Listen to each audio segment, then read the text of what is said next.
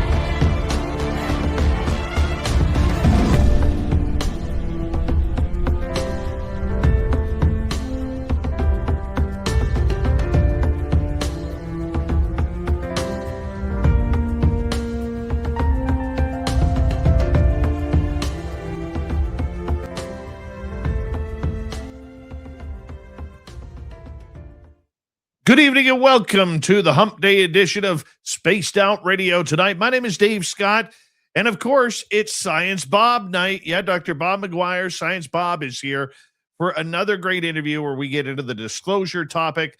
But first, we have to say hello to each and every one of you, including Race Fan in the gold medal position, Tim Mothman and his goatee with a silver, JSCO with a bronze medal tonight. Kitty Cattywhack, how are you? Mel WD-40 is here lubing us up for tonight's show because you always want to go into a show with Science Bob nice and lubed. Thank you, Mel, for the lube job. We appreciate it. Necessary Dialogue and Middletown Michael Morris, how are you?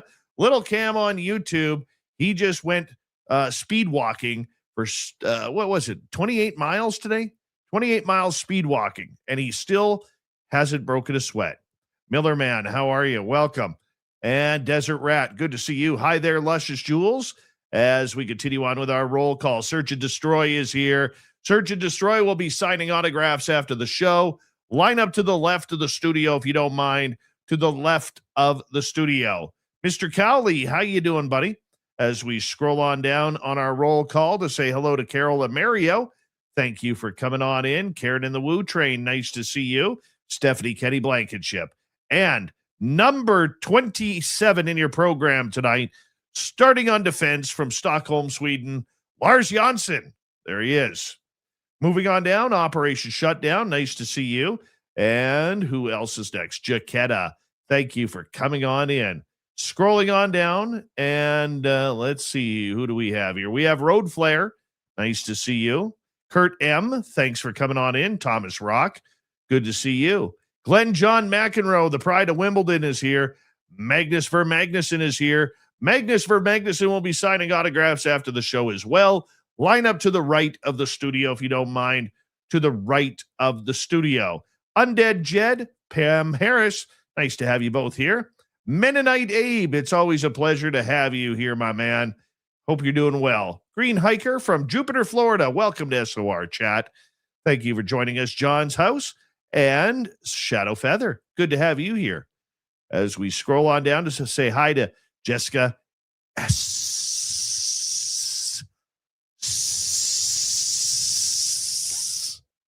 Jeff Steve Garvey is here. He'll hit a home run for you. Flubber Lane, nice to have you here. Smoky Mountain Wanderer, always a pleasure. Aussie Boss Tiger, thanks for coming on in. Doug Shelby is here. The Doug Shelby has arrived, which means we can officially start this show. As we move on down in our roll call, we wave hello to Erica Stover. East Coast Turnaround on X, thank you for joining us. Frankie B, nice to see you. Sharon Sunshine, thanks for joining us. Mennonite Abe, thank you for kicking off the Super Chat tonight. The Super Chat is a wonderful way to support what we do on this show on a nightly basis. So thank you, Mennonite Abe. We greatly appreciate you. Julie Rios, thank you for coming on in. Emperor Penguin, nice to see you. Integrationing, thanks for coming on in as well. Alga Ray over on Twitch, so excited for Science Bob tonight. He did 700 pounds on the leg press machine 47 times. 47 times. all while watching reruns of The View. It's amazing you got that in. But I could see the anger from The View that pushed you to that limit tonight. Jerence Carter, nice to see you as we scroll on down on our roll call and say hello next to Mike Rivers. Candace Helfrich, you're looking lovely tonight. Thank you for being here. Let's get the radio side going. Hello and welcome to the radio and podcast side of Spaced Out Radio tonight. My name is Dave Scott. We got Science Bob, Dr. Bob McGwier in the hot seat. He's on the on-deck circle, getting ready to take a swing at the plate tonight. We'll have him here momentarily. We are on roll call with our YouTube side right now. So let us wrap this up by saying hello to Bobbert and Jay Truthseeker. Nice to have you both here as we scroll on down, and we say hello to Matthew Goodka. And John, thank you for a great super chat. Very much appreciate your support there, John. Thank you very much. We got 27 seconds before we launch as we scroll on down. And let's see here. I'm Hardcore over on X. Nice to see you. We're caught up. Super chat is open. Our store is open on our website, spacedoutradio.com. And it's that time of the night. We're asking you all to throw those horns up. Let's rock.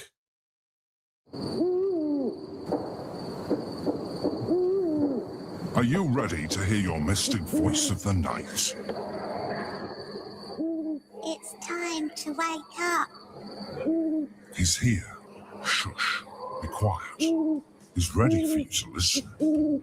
Let's point our ears towards the little cabin in the woods, where together, my friends, we own the night.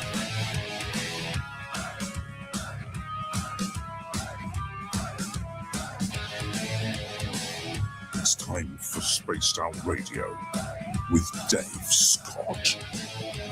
From the mountains of central British Columbia to you listening around the world, this, my friends, is Spaced Out Radio.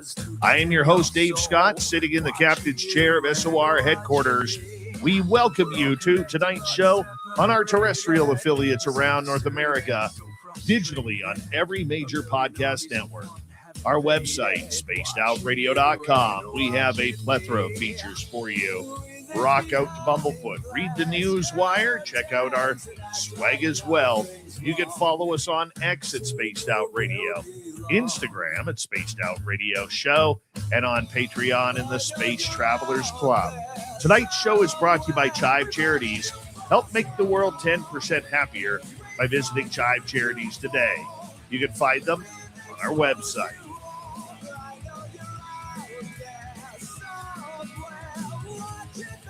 We have a great show coming at you tonight as Science Bob, Dr. Bob McGwier is here for another great show of Science Bob and Friends. Then in hour number 3, Swamp Dweller will be here for another spooky story. We'll follow that up with Terry Hall and the weird news of the week. So let's get right to it as we prepare for Science Bob. Every second week of the month, we have Dr. Bob McGwier in here. We know him as Science Bob, which is why we call him Science Bob. And to break down what he does, well, he takes a look at the scientific side of the supernatural, paranormal, and ufological. Each episode dives into the practical research data and methodologies behind high strangeness, UFOs, and unexplained happenings. Science Bob frequently brings in expert guests, but when he doesn't, it's just his brain and his brain alone that helps us decide and figure out what is going on in this UFO world. Let's bring him on in. Science Bob, it is always good to have you on Spaced Out Radio, my friend. How are you? I am very happy to be here, Dave. I'm alive and kicking and ready to go. Me too, my man. Me too. We got a lot to cover tonight because there has been, overall in the last week or so, finally some UFO news this time coming around. And we had some UFO news? Well, we did. I'm going to start off with an easy one, though. Okay. And this one, I knew the minute I saw it, Bob, the minute I saw it in the first commercial break of the Super Bowl, there was the trailer for Disclosure Day, Steven Spielberg's new movie coming on up. And just as I expected, the UFO community went absolutely haywire. And I think it's exciting that they went haywire because this is, Bob, a big subject for us, and it allows us an opportunity to talk to people about UFOs and maybe educate some people. However, there are those out there, Bob, who somehow got it in their head that a movie, a science fiction movie by Steven Spielberg, is somehow going to have the keys to disclosure inside of it.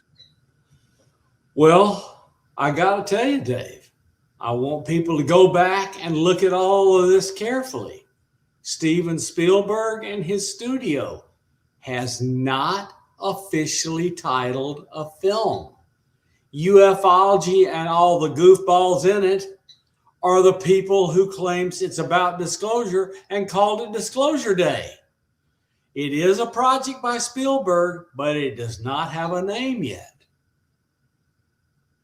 But what is your thoughts, Bob, on the UFO community looking at this, that this is some sort of symbolism that is going to bring the UFO world together and make it a movement towards disclosure? I mean, I just don't get that type of thinking.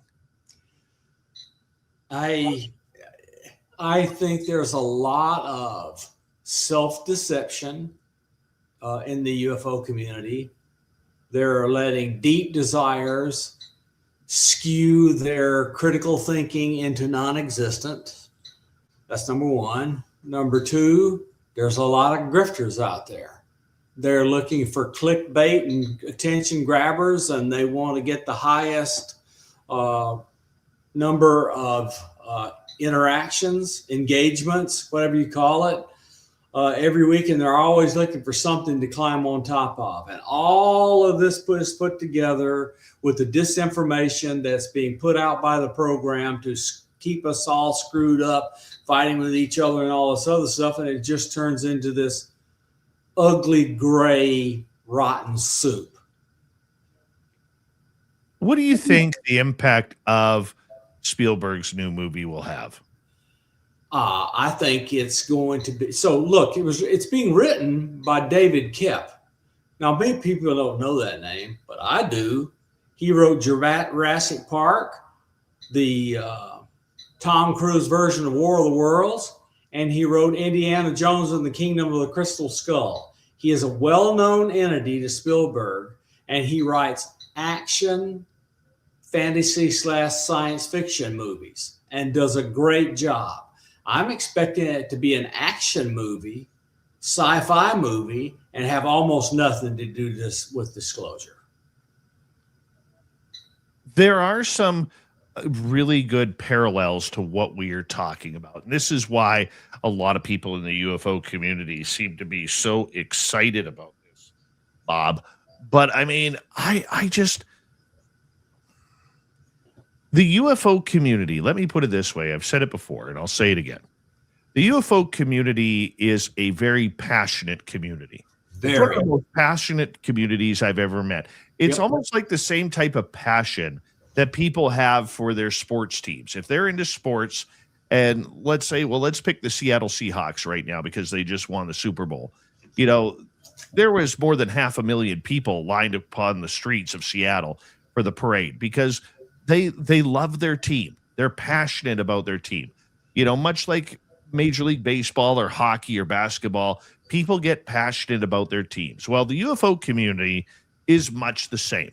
They are very passionate about their subject. They want to help people understand that this is a real phenomena, but sometimes we don't go about it the right way.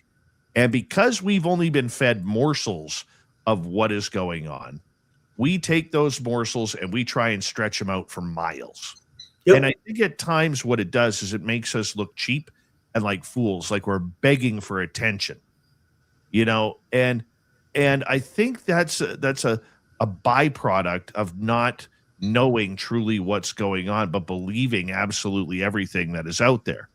You know, just your thoughts overall on the passion of the UFO community and their excitement about this field, but really it can make us look bad.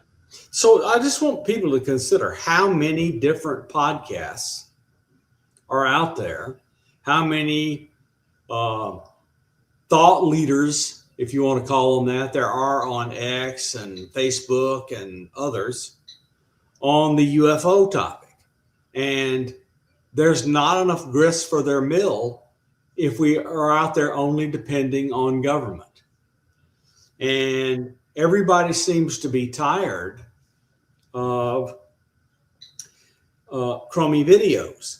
But I'm going to explain to you why that's a foolish interpretation. Let's suppose that 1 in 10 videos by someone who claims to see craft are real. Craft from someplace else. You start sitting down and you going, well, how many times can this go on before we just refuse to listen to them anymore? And this is not computing the probability of there actually being one in that collection being very high. They don't think the right way about how probability works. So there's lots of evidence. And evidence is data plus context. And the context is somebody sees a lot of stuff. And they get it wrong on occasion. They get it right a lot. So over time, what's called the Bayesian probability estimate will increase that this person is actually seeing something non-prosaic until the probability is almost 1. It's almost 100% certain that they are actually seeing stuff. And this is because people make claims about how this stuff goes and they don't understand the basic rules of probability and statistics to show you that things are actually solidifying around people who see a lot of stuff that is regularly non-prosaic. We are infants, children, if you will, and trying to interpret how this ought to go. And we have those who do the exact wrong thing. Mick West does the exact wrong thing. He takes one thing that's not quite right and throws out the other 90% of the evidence because it can't be good if this person got this one thing wrong. The other 9 or 10 things that are involved in one of these things, Mick completely ignores. I give you a recent example. My brothers, the psionics guys from Skywatcher, went out in the desert with Carl Crusher, and they got some really interesting stuff.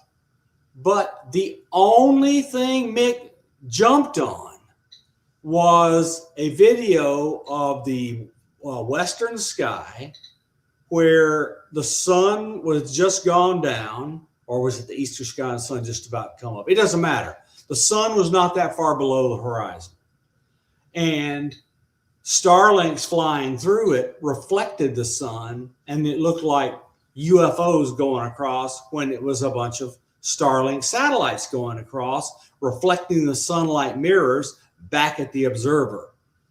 And they went, oh, this is crap. It can't be this. But what does Bob do? Bob goes and runs his satellite tracking program that he's been doing forever. He looked at what was available over there to be seen. And let's suppose everything that Mick claimed was a Starlink was actually a Starlink. Guess what, Dave? It didn't cover everything that it was in those videos.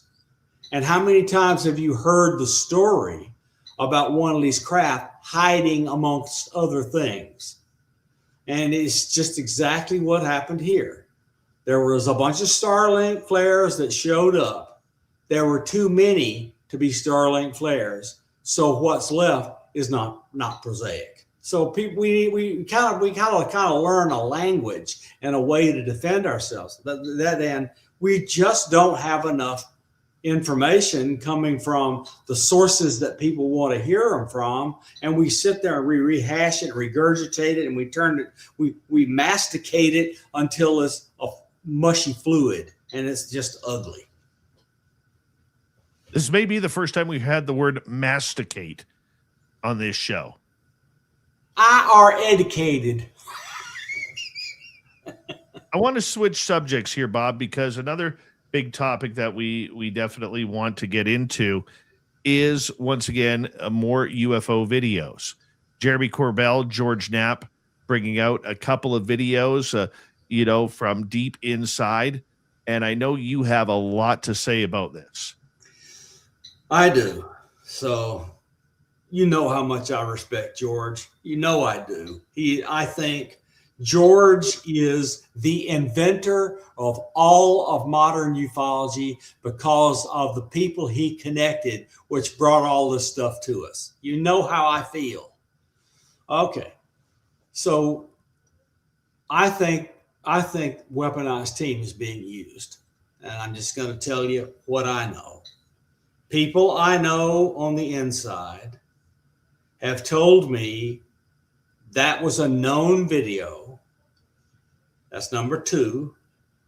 Number 3, they know where it was kept, under lock and key, and the only way it got out is one of a few people who have access at a very high level could have walked it out and given it to George and Jeremy. And so this is an illegal intelligence spill.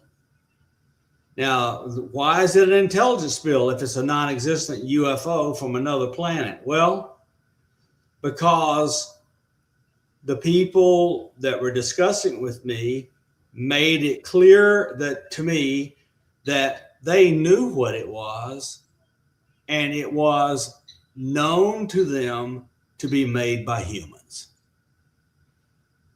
And that this was an unfortunate spill because it said stuff about our capabilities when, in fact, they didn't want it out there because of the things it would reveal. And now it's been revealed.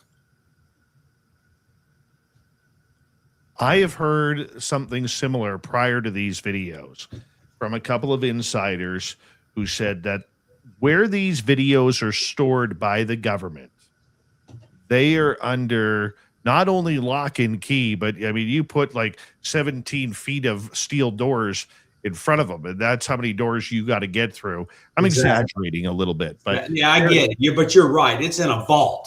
It's in a vault. And there are only somewhere between 150 and 300 people who have access to that vault. And from what I had heard prior is when Jeremy had released, not George at that time, but Jeremy had released a couple of videos on his own, that there was major investigations going on trying to figure out how Jeremy Corbell was able to get these videos out. And they were trying to figure out who was supplying them to him and how, because they could tell if a video has been copied. They could tell if it's been edited. They know this stuff, and they know what is in that vault. And so I'm surprised that they would have a vault for videos of our technology. That's what doesn't make sense to me. Well, what I can tell you is, what I am allowed to tell you and can tell you, therefore, is the things I've said. It is not from a non-human intelligence, and it was made by humans. Should we be surprised anymore, Bob? This is why there's a UAP cover-up. There's not a UFO cover-up. It's a UAP cover-up. Yep, I get it. I get it. And the thing that has me concerned for them and for us is this smells to me like a deception operation using them. That's what it feels like. That's how it will be run. That's how it's been done. And it'll be done that way until all of this is over. Okay, so I don't think these video releases are the fault of Jeremy Corbell and George. They're not. No, they're being used. I think we need to preface that because a lot of people are hammering on Jeremy and George for getting that information out there. They're giving out what they are getting. They're bringing it to the public, what the public has always asked people to do, or journalists to do, or documentarians like Jeremy to do. That's what they are doing. Yep. Okay. You don't have to like Jeremy Corbell as a person because he's pompous. Many people find him to be arrogant. Many people find him to be very, very, egotistical. But you cannot take away the fact that this dude has sources coming out of his yin yang. I mean, this is a guy who can walk directly into the offices of Congress people. Bob, you and I couldn't do that, but he can. He's having the conversation. We may not like the person who is having the conversation with these people, but damn it, he's getting it done. He's moved the ball forward a lot more than a lot of people will give him credit for. And once again, you don't have to like all his videos. There are some videos I don't like. I don't like the new ones he's released. I'm tired of seeing grainy little dots on a screen that look like the 70s video game Pong. Yes, but I got to tell you, Jeremy and George, they have helped these committees a lot. They are to be credited with helping a lot, and the hearings largely came about because of their efforts. Yes. Absolutely. Absolutely. So, I mean, if you're them, would you release it? I would. Yeah, of course I would if I was in the position they're in, because they don't know. They don't know. They're trusting their source. 100%. 100%. And trust me, it is annoying. Okay? It is annoying. But I would sooner be annoyed and not have I would sooner be annoyed and have the videos out than I would be annoyed or not annoyed and not have the videos out. Yep. We're trying to move the ball forward. Right? And getting those videos out and talking about them on the podcast or talking about them on the news stations or whatever, that's not grifting, people. That's not grifting. That's getting information out. How you decipher it or how people decipher it is up to them. They are showing what they've been provided and what they've been told. They're doing what they are supposed to do. Yep. I agree with you. 90 seconds to go, boss, before we have to go to break. Final comment on this subject. Well,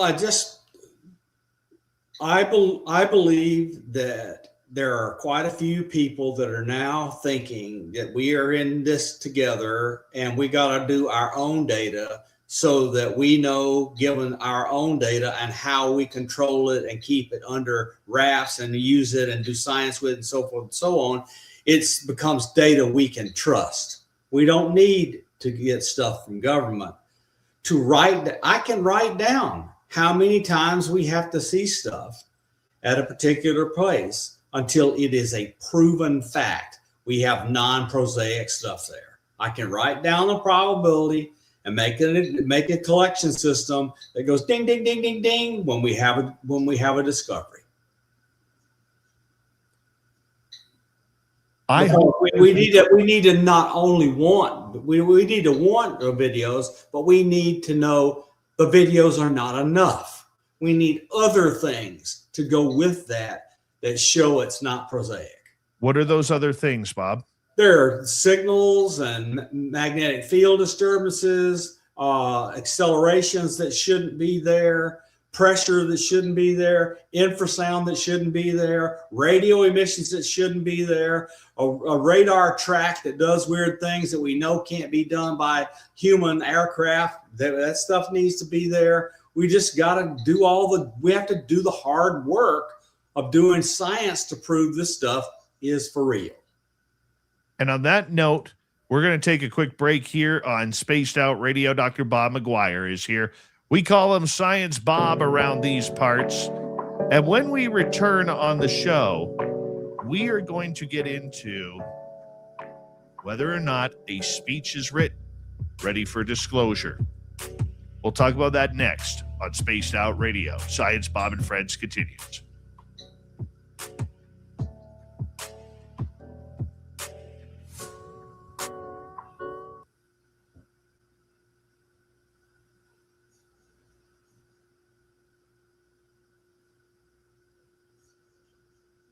All right, buddy, we're clear.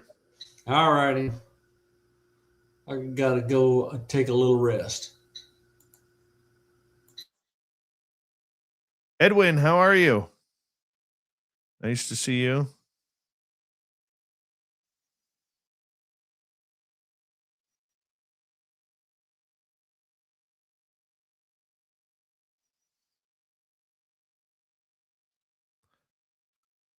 Well, Derek, and I don't want you to think I'm crapping on you in the chat room, okay? I am making money off my channel. I make very little, but I am making money off this channel. I have no problem doing that. I'm a business. I am a radio program business that happens to also promote on YouTube. That's what I do. That's my business. Jeremy Corbell, where's he supposed to release them? Okay, if he's making money off his YouTube channel by releasing these videos, fine by me. There's a lot shittier programming on YouTube that's getting a hell of a lot more views, right?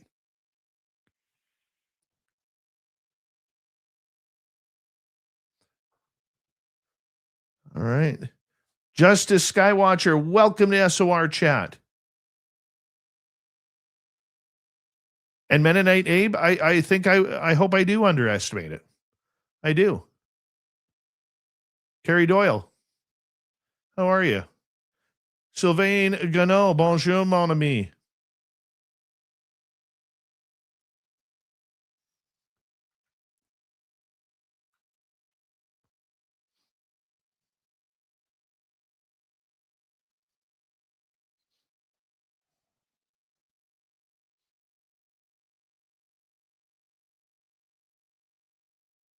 That's like me saying, let's say I was a Major League Baseball pitcher. The average starting pitcher in Major League Baseball, if you have your number one guy, is probably making around $30 million a year. $30 million a year to pitch about 215 innings, maybe 300 if you're lucky. Okay. 30 million bucks. Or an NFL quarterback. The average salary right now of an NFL quarterback is $45 million a year for 17 games. Hopefully 21 if you go the distance. So that's like me saying, say I had the talent to be an NFL quarterback and somebody offers me $45 million. That's the average, remember. $45 million. Oh, no. No, that's way too much. That's way too much. I'll do it for 500,000. Or the league minimum. I think the league minimum in the NFL is 750. You're not going to do that. You're not going to do that. Right? Any one of you in your position, whatever you may do, for whether you're bagging groceries or you're a doctor, if somebody thinks your services are worth money, you are going to take that money. You're not going to say, oh, you're offering me a job for $150,000 a year while I'm making $75,000 here. No, I don't need that 150. I'm happy at 75.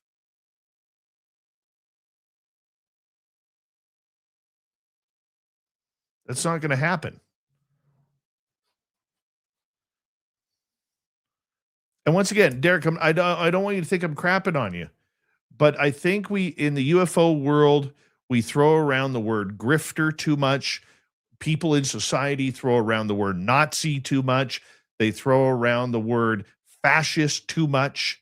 If people today really knew what a Nazi and a fascist were, they would never call other people those things. I don't care who you vote for. You'd never call somebody that. But they're words of passion right now. for angry passion.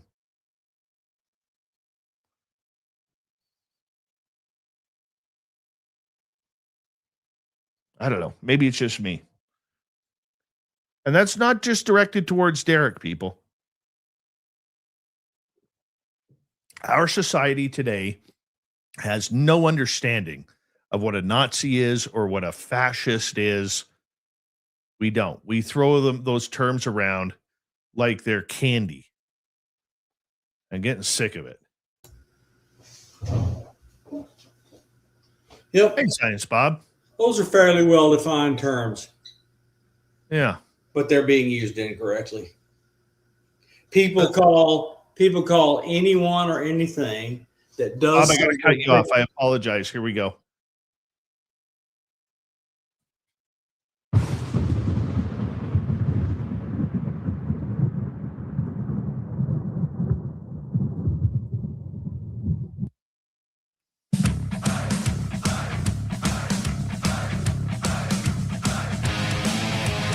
Here we go at the second half hour of Spaced Out Radio. My name is Dave Scott. Always appreciate you tuning us on in wherever you are on this beautiful planet we call Earth. Hello once again to all of you listening in on our terrestrial affiliates. And if you want to find our podcasts, they are all over Spotify, iHeartRadio, iTunes, every major podcast network. Our website, spacedoutradio.com. We have a plethora of features for you. Rock out to Bumblefoot, read the news wire, check out our swag.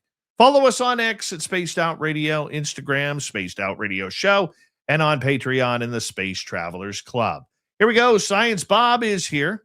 And we're going to think, UK documentarian, United Kingdom documentarian, Mark Christopher Lee, says he has a very, very close source within the White House community saying that the president on July 8th, which will be the 79th anniversary of Roswell, is going to disclose. The speech is apparently already written, Bob, and the speech is raring to go. And now he's saying that we may find out more as of May 1st. What's your thoughts on all of this? Because this just came out of left field. I'm not willing to accept it yet. So, I mean, he's a filmmaker and a known person, UFO researcher, but to my mind, there's literally no credible evidence from any kind of real official sources. White House schedules, which are public, statements from Trump officials on deep background or senior government figure confirming that such a speech has been scheduled on any date, much less on July 8th. Ross Coulthard is on multiple things saying that Donald Trump won't do it because he's scared he'll be assassinated. I mean, this is too ambivalent to get your hopes up. I agree with that, but he is very, very, he being Mark Christopher Lee, is very adamant that he's not budging off his story. He even says that his source on this will go public and say what they know, and people are going to know who his source is when they see that person. What do you think about that? Well, that'll be better. It still won't be enough. I'll believe it when Trump walks up to the lectern and says, "My fellow Americans, we ain't alone." Okay, here's my scenario on this, okay? And I want to get your scenario on this. Because if he does it on the anniversary of Roswell, just say he does. What do you think he says? How do you think this breaks down, Bob? Well, that's interesting. I think he is not going to give out anywhere. I believe we will learn less from him than we learned from David Grush, who presented no evidence whatsoever. He's going to say, they're here. We know about them. We have for a while. And I'll be back with you in 2 weeks with more. With this always 2 weeks from now with Trump. So I think at 2 weeks from now, I'll be back with more, and nothing will ever come. Well, here's my thinking of it. I want to get your take on it, Bob.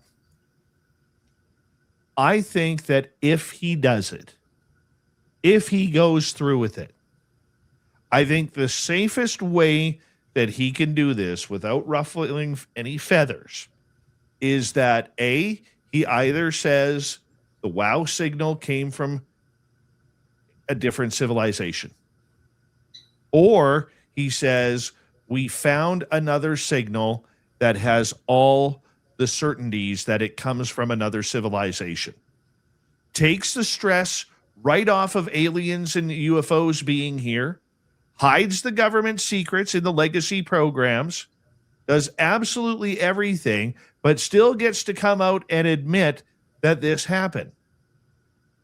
What is your thoughts? If he does not reveal troublesome details about the legacy program, then he can do that safely without having to fear about being assassinated. So I kind of like your scenario. But to my mind, there's again no evidence that such a thing exists. Do you think a story like that would be leaked prior? Yeah, because especially with Trump and his team, they want to test the waters to see how it will impact his approval rating and a bunch of other stuff.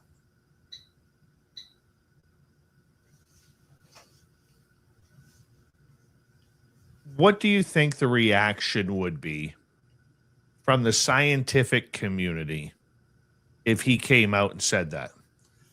They're going to say, okay, that's great. Where's the data so we can look at it? They're going to want the receipts. And if he can't give them receipts, this is not a good idea. If he's trying to sway the scientific community. Now, when you say the receipts, what do you mean by that? Data they can analyze independently of his statement.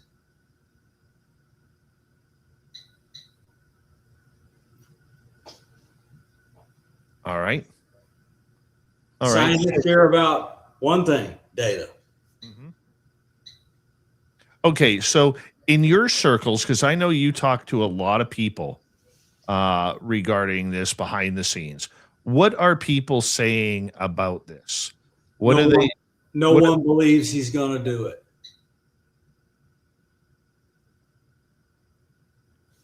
Do they believe a speech could be written? That may be, but they don't believe he'll deliver it. Okay. So what would be the purpose in not delivering that speech? There's a pattern to Trump's governing behavior. He throws stuff out, leaks whatever, and all of it is to kick the can down the road. If he kicks the can down the road enough times, he gets past whatever he's worried about. He has a well-known behavior pattern.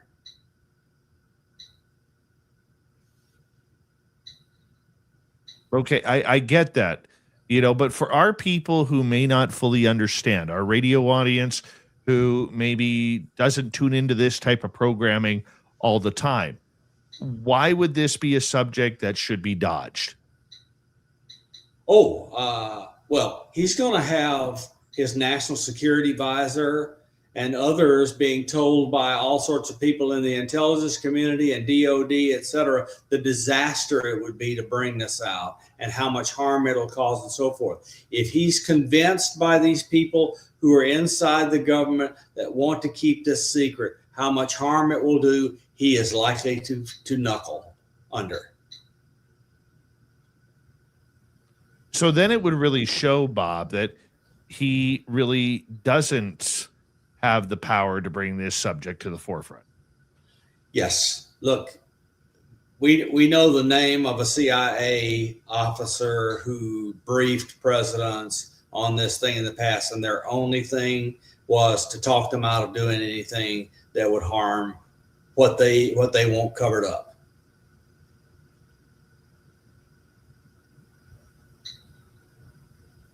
Okay. They'll be happy if it stays covered up.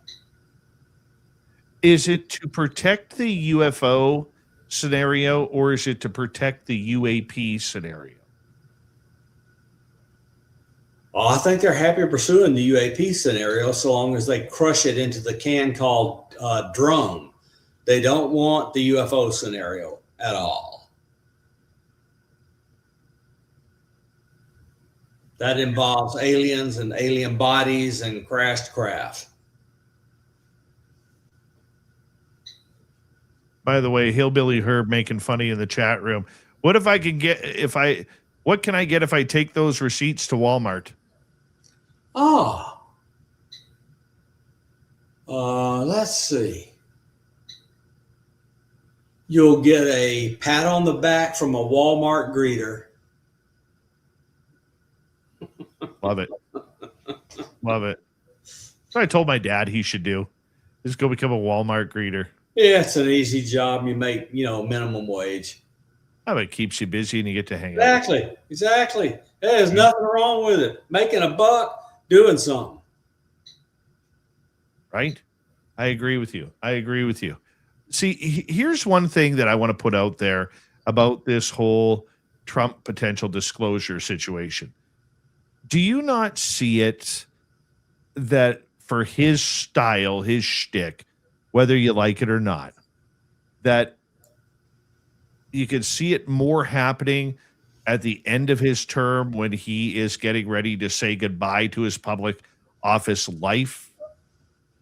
Because that way, he can just do what he wants and say what he wants before leaving. Yeah. If he can provide proof that almost all people on the planet Earth will accept, it would be a huge legacy as he's leaving office. And he's all about wanting to be remembered. Well, that would be one way to do it. Yeah.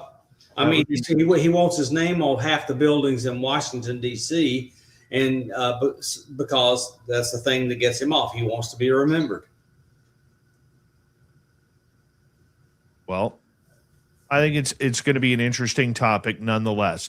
Let's go to another big topic that's been going on here, and this is with Representative Eric Burleson, who believes that, there is some sort of movement coming forward, that we are getting closer to disclosure. What do you know about this? Eric, who I got to talk to at the James Fox newspaper National Press Club event, where he brought the Brazilians for Virginia, really does believe that Trump has given him a ticket to go on the inside and look at craft and bodies.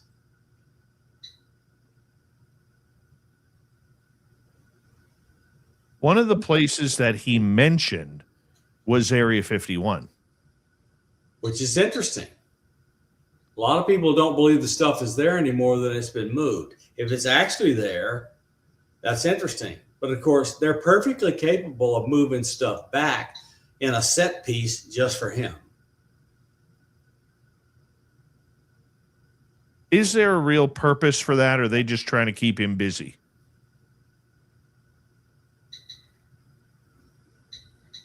Well, if it satisfies a growing unease in the public that Trump is powerful and can do something, I think he's going to be happy that he got to do it. Burleson's a good guy. We aren't the same politically, but he's a good man, and he really is totally dedicated to getting this stuff out. I wish you could have heard his speech at Fox's event. It was forceful and proactive. What caught you the most on it? Of all the things he intends to do, his defense of David Grush, he answered the question, he's going to continue to employ David until David doesn't want to be there. And it was an upbeat, I'm going to go get her done kind of statement.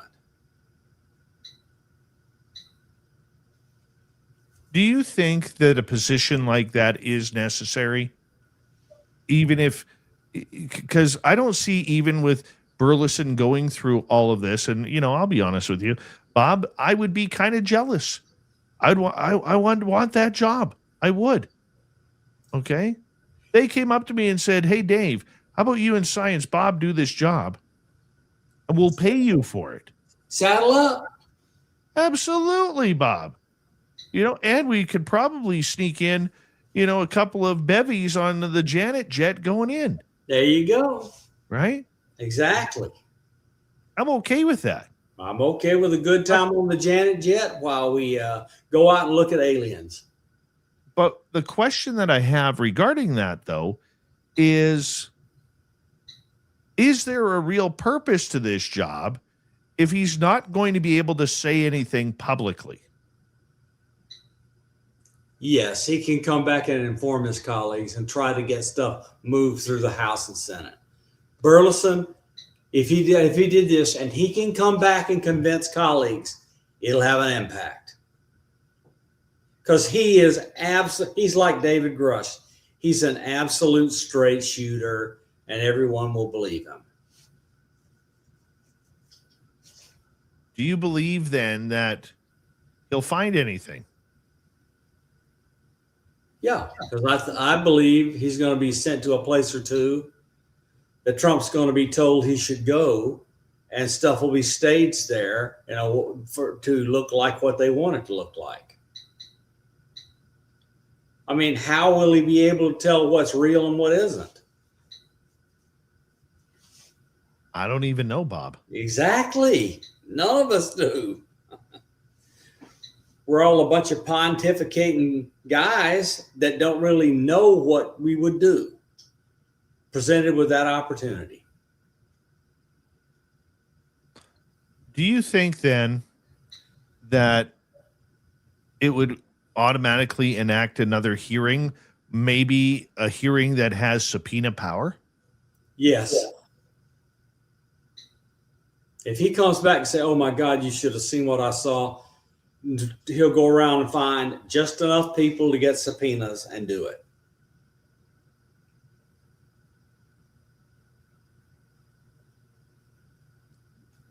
Do you think he would have to be allowed to bring a fellow congressperson with him? Yes, he needs a witness. And if I were him, I'd want it to be Jacob Moskowitz. So it's a moderate Democrat and him going out, come back in locked arm and steps saying the same thing.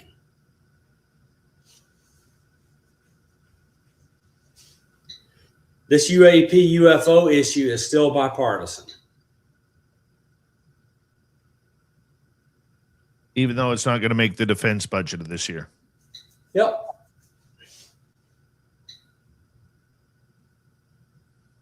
A lot of people have been asking lately, whatever happened to the drones?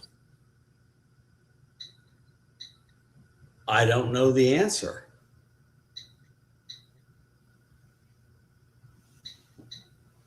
I wish I did.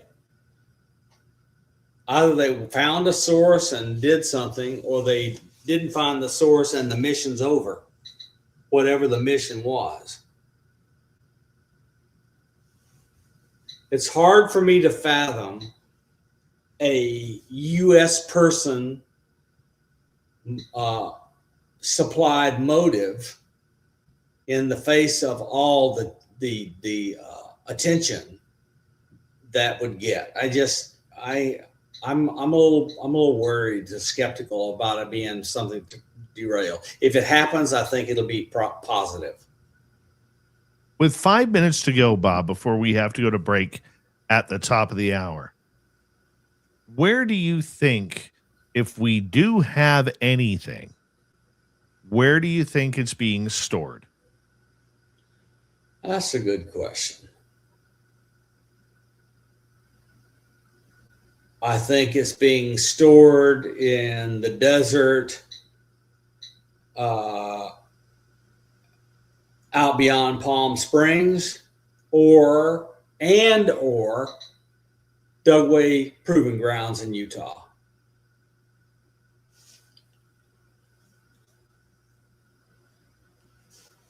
You wouldn't think it's like off continent? No. Too many opportunities to be seen by peer adversaries. You're not believing it's at Area 51? I don't think so, but I could be wrong.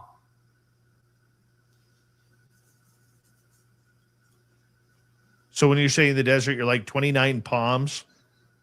Yeah, out by where the Lockheed Martin Skunk Works is, and to the east of that.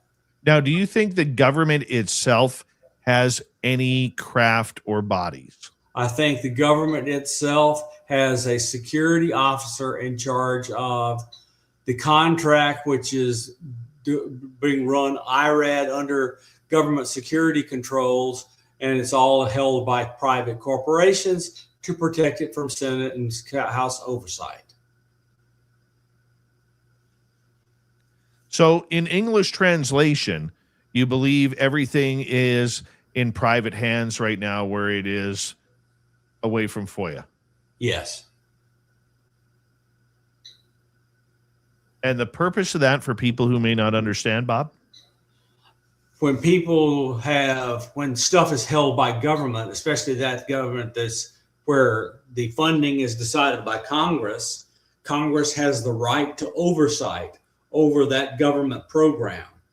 And so should that program spend money to do what you're talking about and operate under the auspices of the government with a government officer in charge of a bunch of it, then it would have to come out and be published in the public register or be distributed everywhere.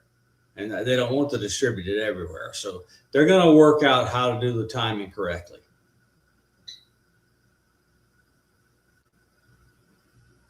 And I think people should also know, too, who may not understand, that they do this to keep the information out of FOIA requests.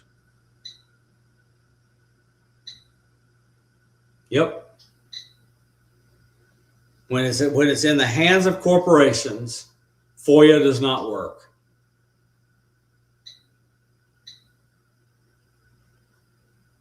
Because private corporations are exempt from Freedom of Information Act requests. Because the stuff they have is private. It's not government to provide oversight for. So then somebody like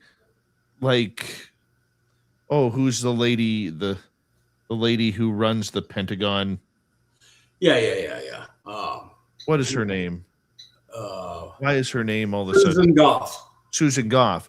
So when she says we have nothing, she could actually be telling the truth. It's not the truth that they don't have it, but that she can't tell you where it is. Yep. And the current head of Arrow said that he can't eat a ham sandwich for lunch without approval from the Secretary of Defense's office. Arrow is totally hamstrung in the waste of money.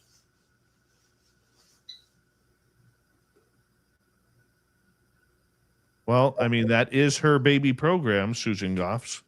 It certainly is. And you know it is. And you know she's managing it, because the one time a sitting Arrow director went out to a major event was Kirkpatrick went to the Hayden symposium at George Mason and gave a talk, and Goff went and attended and managed him and escorted him back out.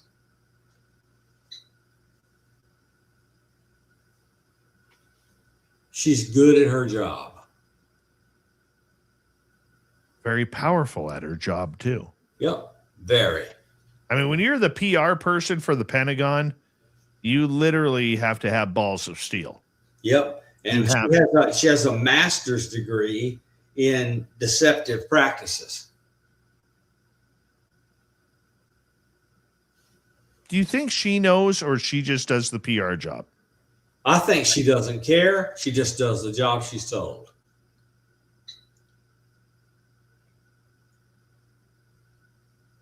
That would make sense.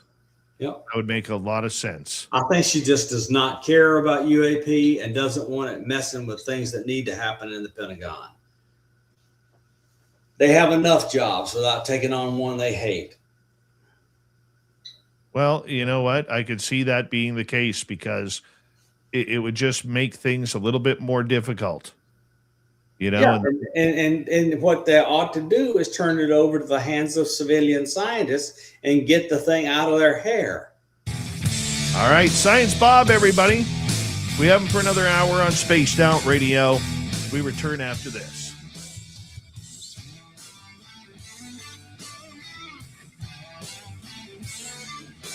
This is Spaced Out Radio with host Dave Scott.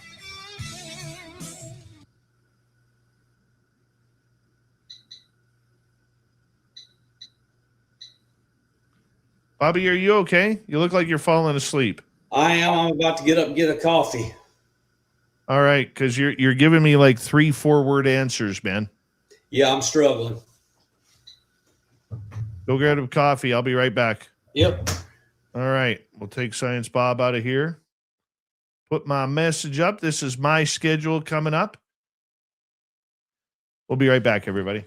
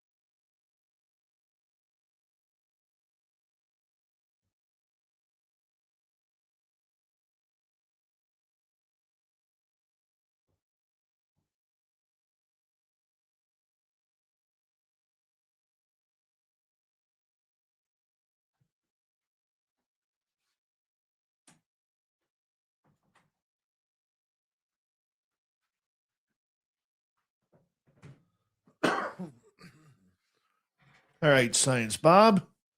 Yeah. Hang on back. How's your coffee? Is it hitting you? Oh, yeah, I'm good. All right. Yeah, I got a message over on X. Somebody says, "Will you turn that frown upside down?"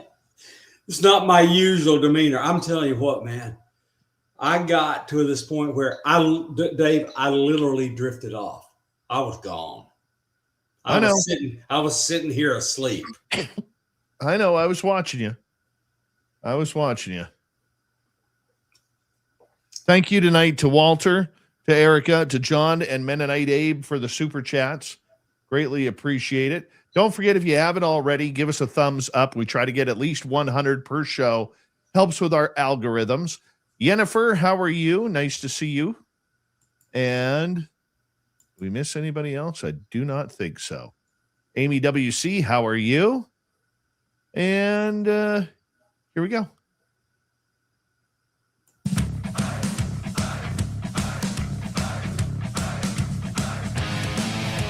We're into hour number 2 of Spaced Out Radio tonight. My name is Dave Scott. Science Bob is our guest, and we're loving the fact that Science Bob is here for another great show as we hang on out with you talking UFOs and so many other great topics that you love. Hi to everyone listening in on our terrestrial affiliates around North America, digitally on every major podcast network. Our website, spacedoutradio.com. We have a plethora of features for you. Rock out to Bumblefoot, read the news wire, check out our swag as well. Follow us on X at Spaced Out Radio, Instagram at Spaced Out Radio Show, and on Patreon in the Space Travelers Club. The Desert Clam has set the password for tonight in the SOR Space Travelers Club. Malapert. Malapert is your password. Use it wisely, Space Travelers, as the Clam says the password each and every night right here on Spaced Out Radio. Science Bob is here, hanging on out with us. And, of course, Science Bob, are you going to UFO Con in a few weeks? Yes. Well, I love it. I cannot wait to see you there, my man. I'm looking forward to it. Should we tell the story about what happened last year? Yeah, why not? That'll be entertaining, and I will definitely stay awake for that. No, sometimes we call Science Bob Sleepy Bob. He was up early this morning. We're lucky. Dave, I'm working 18 hours a day, literally. Well, last year at UFO Con, where people could get their tickets at CA for California, caufocon.com, caufocon.com. Okay. I'm going to be there. Science Bob is going to be there. Many others are going to be there as well. But last year, something strange happened. And Bob, you were talking with John Ramirez, former CIA agent. And there were a few ladies around. Melinda Jason Leslie. Sands and a couple of ladies. Yes. And Melinda Leslie was around there somewhere. Around the corner, yeah. All of a sudden, this lady looking a little disheveled, dressed all in black, walked through one of the entrance doors to the conference after the conference was over for the night. What happened? So one of the lady speakers who was hanging out with us needed to go out and help an elderly person to their car so they could go home. So they propped the door open with a chair and helped the elderly person out. The black clothed lady came through the door and kicked the door out of the way. Kicked the chair out of the way. So the door began to close, and the one who was supposed to be going and coming barely caught the door and held it open and started hollering, "Hey, hey," at the lady. And the lady just kept on walking. She walked past John Ramirez and me, Jason Sands and his girlfriend and cousin, and looking at Jason, and kept walking.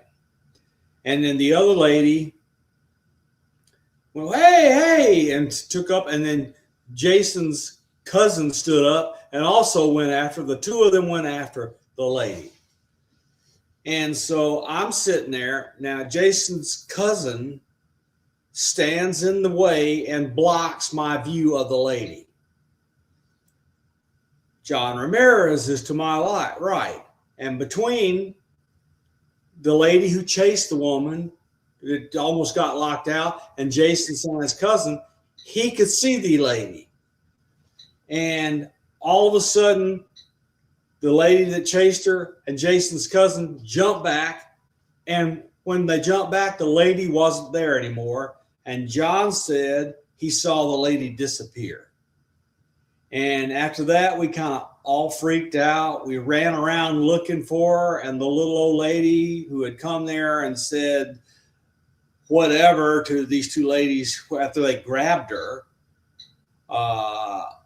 we have no idea where she went or how she got out.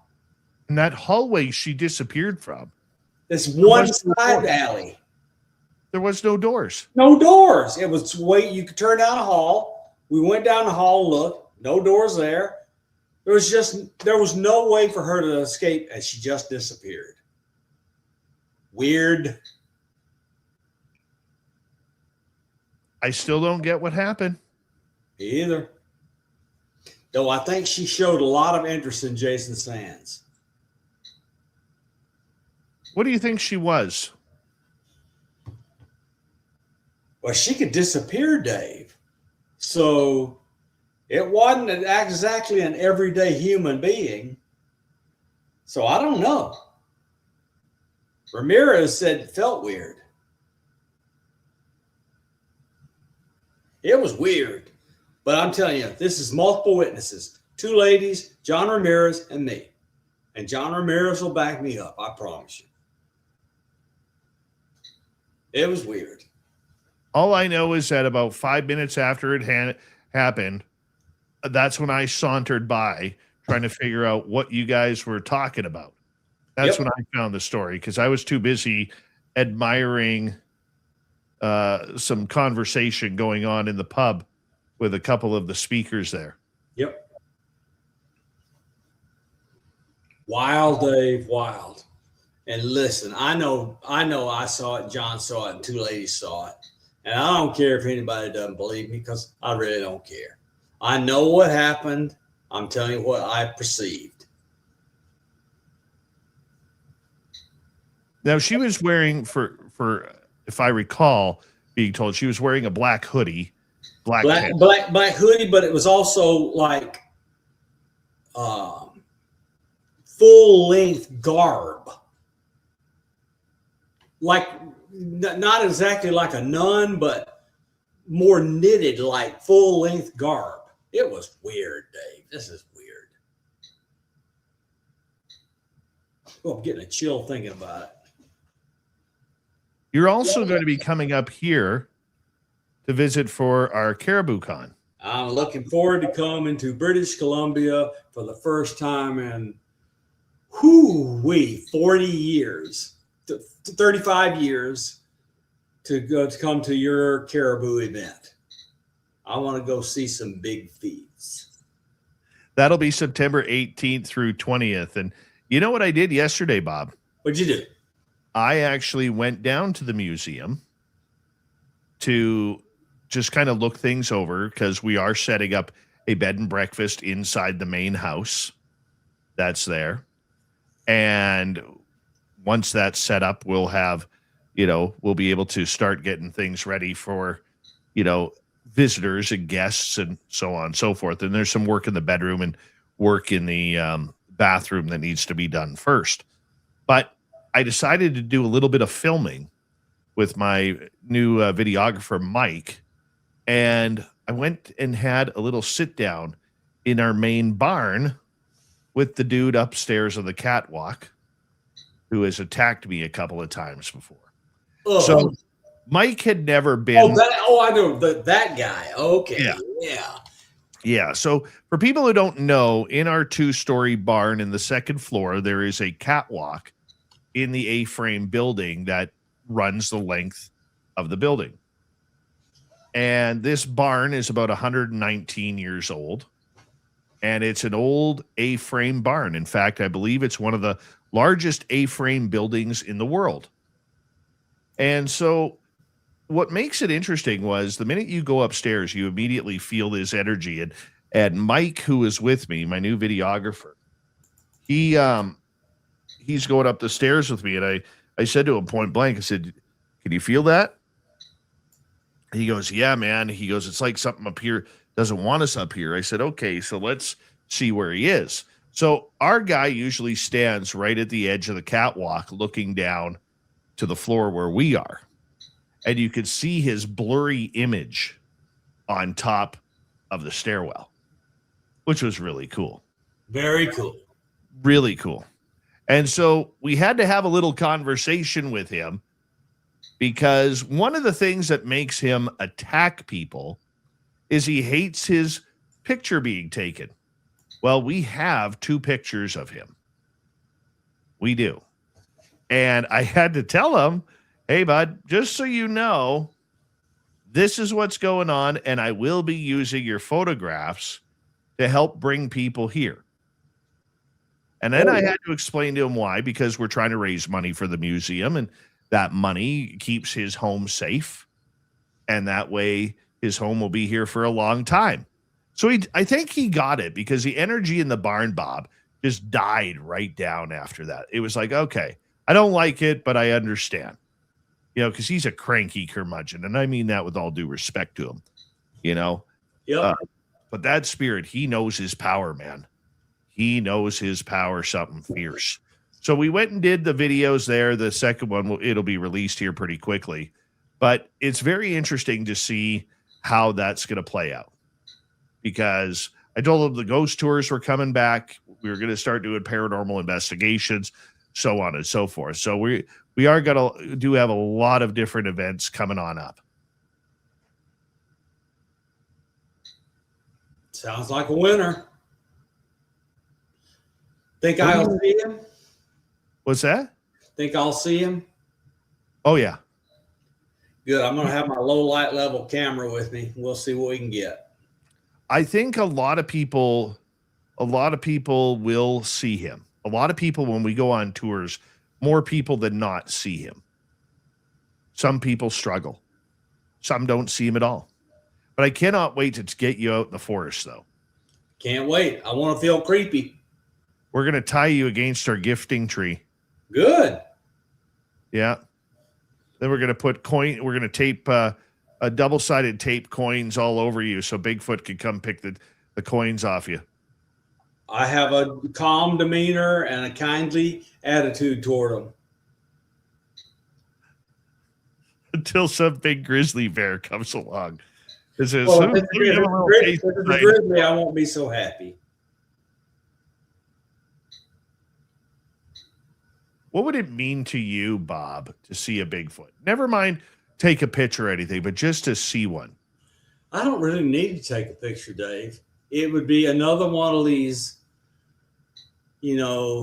cognitive disruptions, ontological shock, and probably the same thing will happen to me then that's happened to me before. I'll turn to my strengths to see what I can do to help me and others learn. Have you ever seen a footprint? Yeah. Oh, yeah. Yeah, Melinda and I went out to Bradshaw Ranch, and there was definitely footprints. What was your reaction to seeing the footprints? Damn, they're real.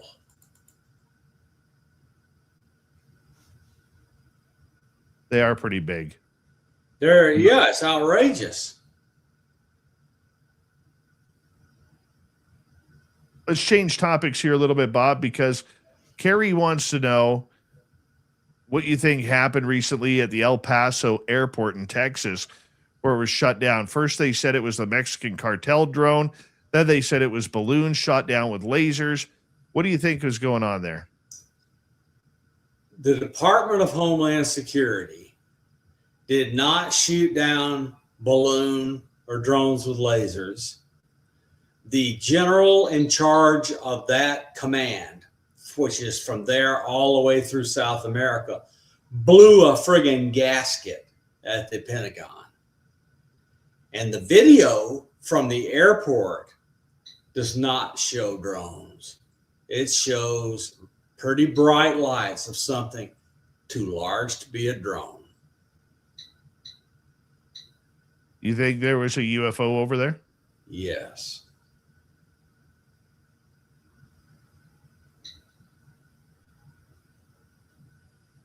To shut down an entire airfield, how low would that UFO have to be?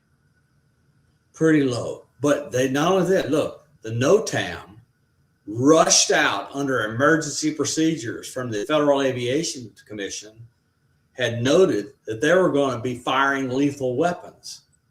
They shut it down so no airliner would get blown out of the air. You think they're going to do that for a friggin' drone and balloon? No.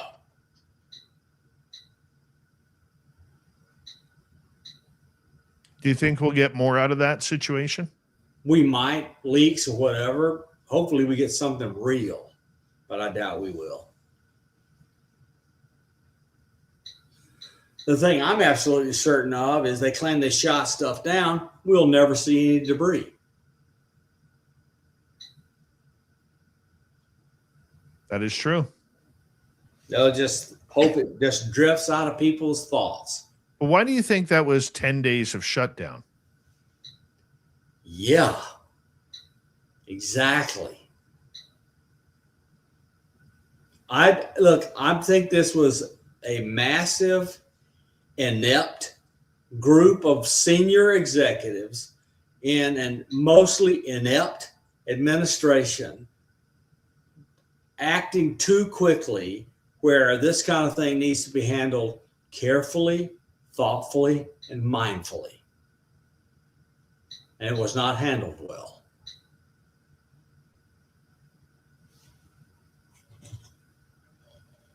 What do you think would happen if it was a UFO? I mean, we're not having a lot of eyewitnesses come out and say anything. Yeah, no kidding. Well, given the way DHS and others have acted, I think they rapidly opened up collection on everybody in the area, and if they found anybody blabbing, they stomped on them.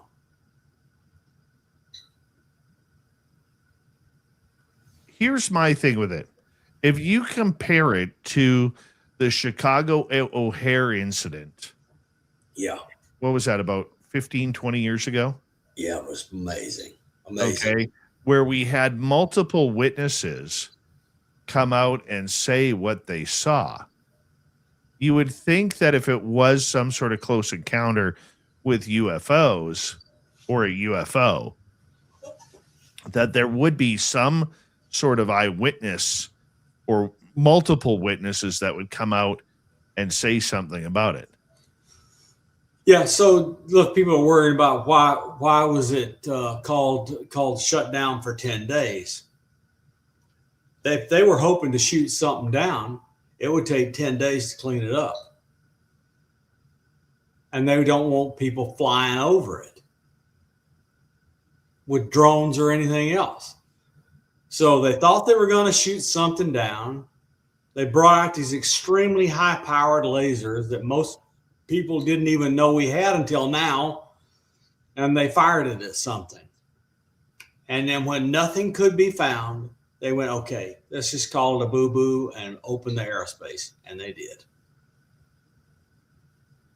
They expected to shoot something down that was going to take time to clean up. That's why 10 days. Makes a lot of sense. Makes a lot of sense. I've been to a few rodeos. You're a rodeo kind of guy. You know, we have a lot of rodeos up here. That's great. Yeah. Barrel rides. Everything. I love quarter horse riding, and I love all sorts of stuff like that. Even bull riding. I like bull riding too, but I won't do it anymore. I don't want to break my bones. I could see Science Bob hopping on the back of a bull.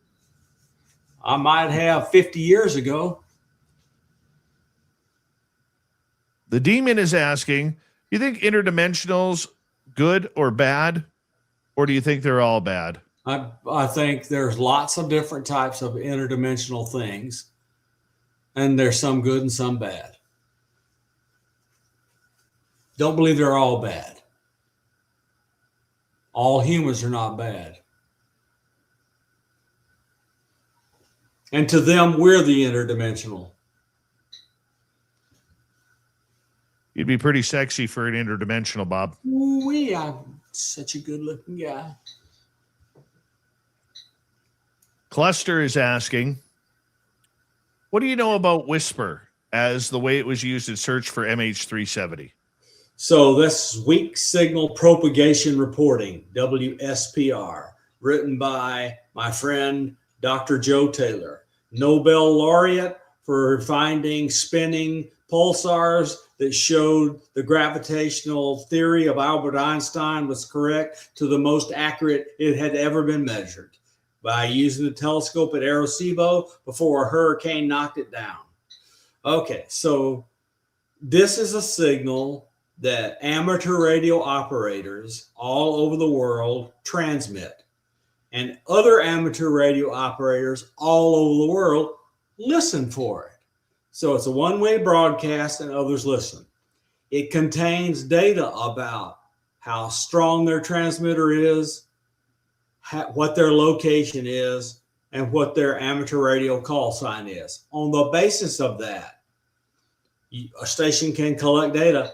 I am hearing for someone over there. That means I got propagation through the ionosphere from me over there and back. So it's sounding the ionosphere for a path on which to communicate. It's a research tool. And I'm going to be absolutely honest with Cluster Foo. I still don't understand how that helped with MH370. Apparently, it's that something about Whisper is stable enough and long enough duration that MH370 would interfere with its time of arrival. And so from that can be deduced due to geometry where the thing was. And that's what's been attempted. It's extremely complex. The signal is very weak, and it's troublesome at best. You and I have never really talked about the conspiracy around Flight MH370. What do you think happened there? Do you think it crashed, or do you think there was something a little bit more nefarious there? I don't feel like there's a single thing that I am aware of that results in anything but the pilot lost his way, shut the co-pilot out of the cabin, turned the transponders off, since that had to have been done manually from inside the cockpit, and flew it into the ocean. How come we really haven't found any debris? That is a interesting question. I have a theory about it, Bob. Okay, because I think the logical explanation is it crashed.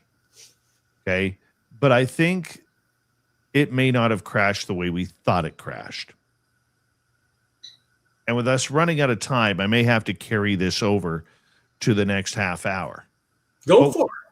But there's a couple of instances that I know, if you go back in time, Facebook at that time used to have a little blue dot beside the faces on Messenger if you were online. And many of those people on that plane, it was reported. So this was in the media that it was reported that their Facebook profile lights were on. And that their cell phones, back then, we didn't have waterproof cell phones. And the minute your cell phone back then hit water, it would die. Let's continue that conversation when we come back. Science Bob.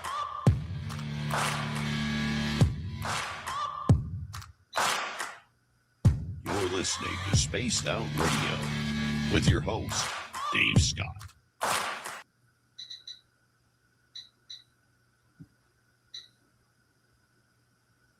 All right, we're clear.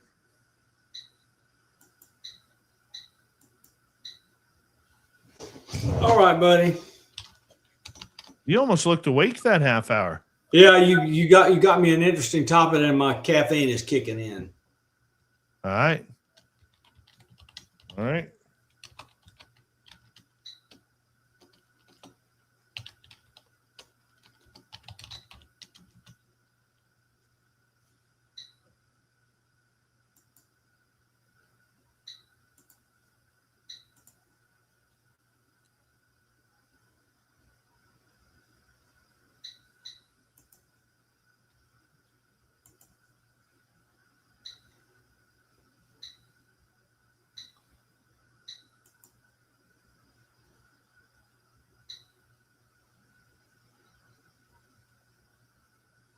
Give me a second here because I'm just getting my weird news of the week.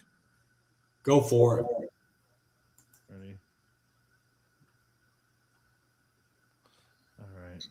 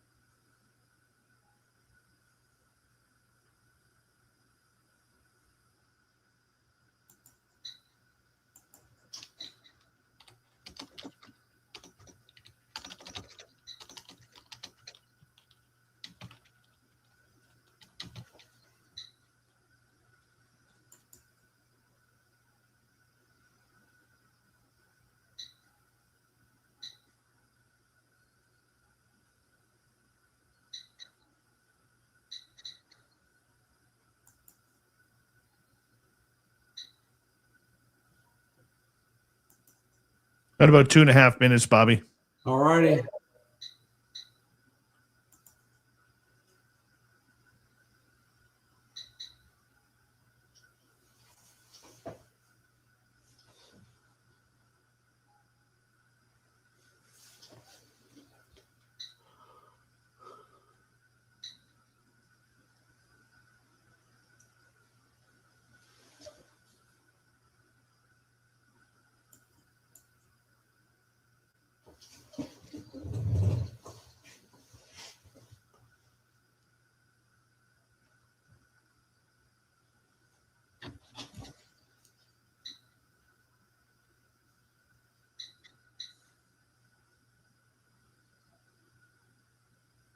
I think we're good.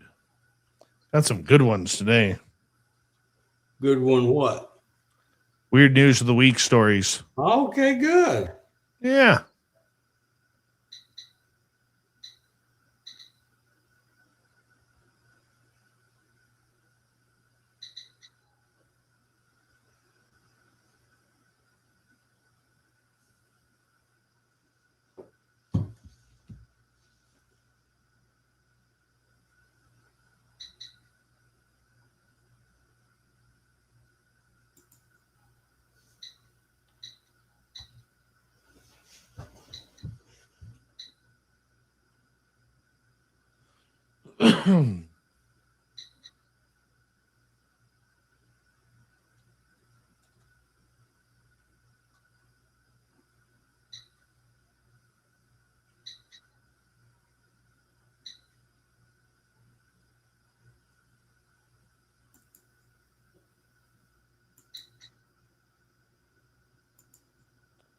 All right, 40 seconds, Bob. All righty.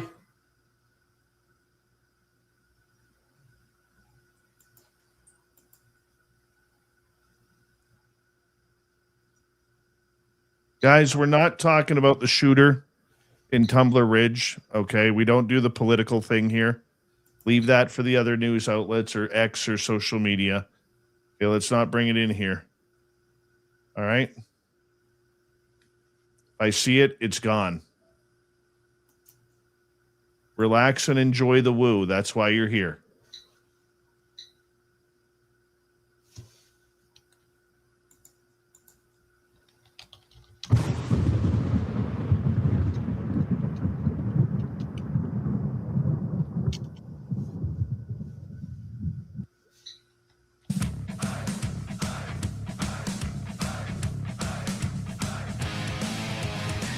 We're to the second half of Spaced Out Radio. My name is Dave Scott.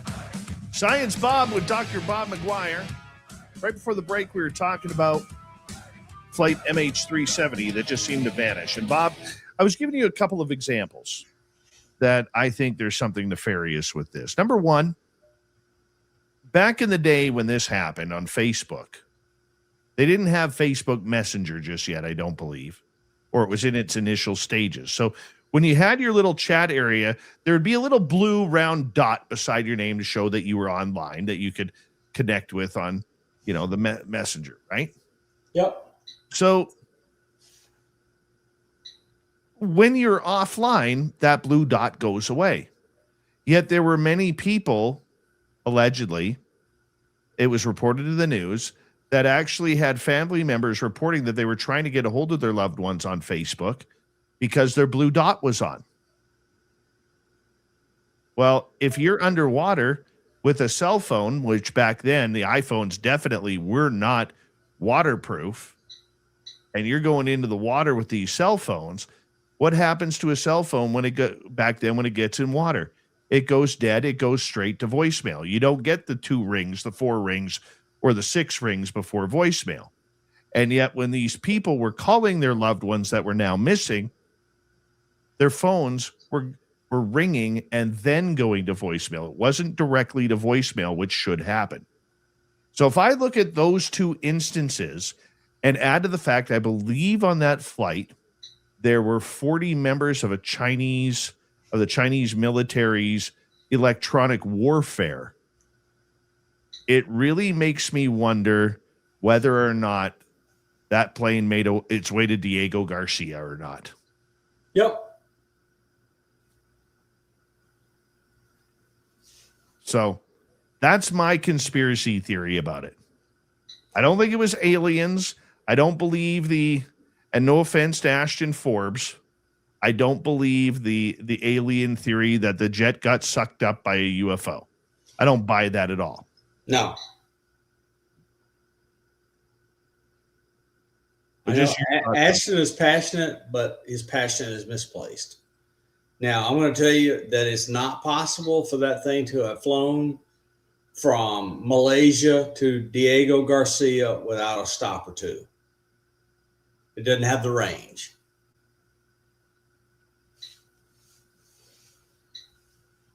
But it would make sense. It would make sense. It just got to have some place to stop and refuel.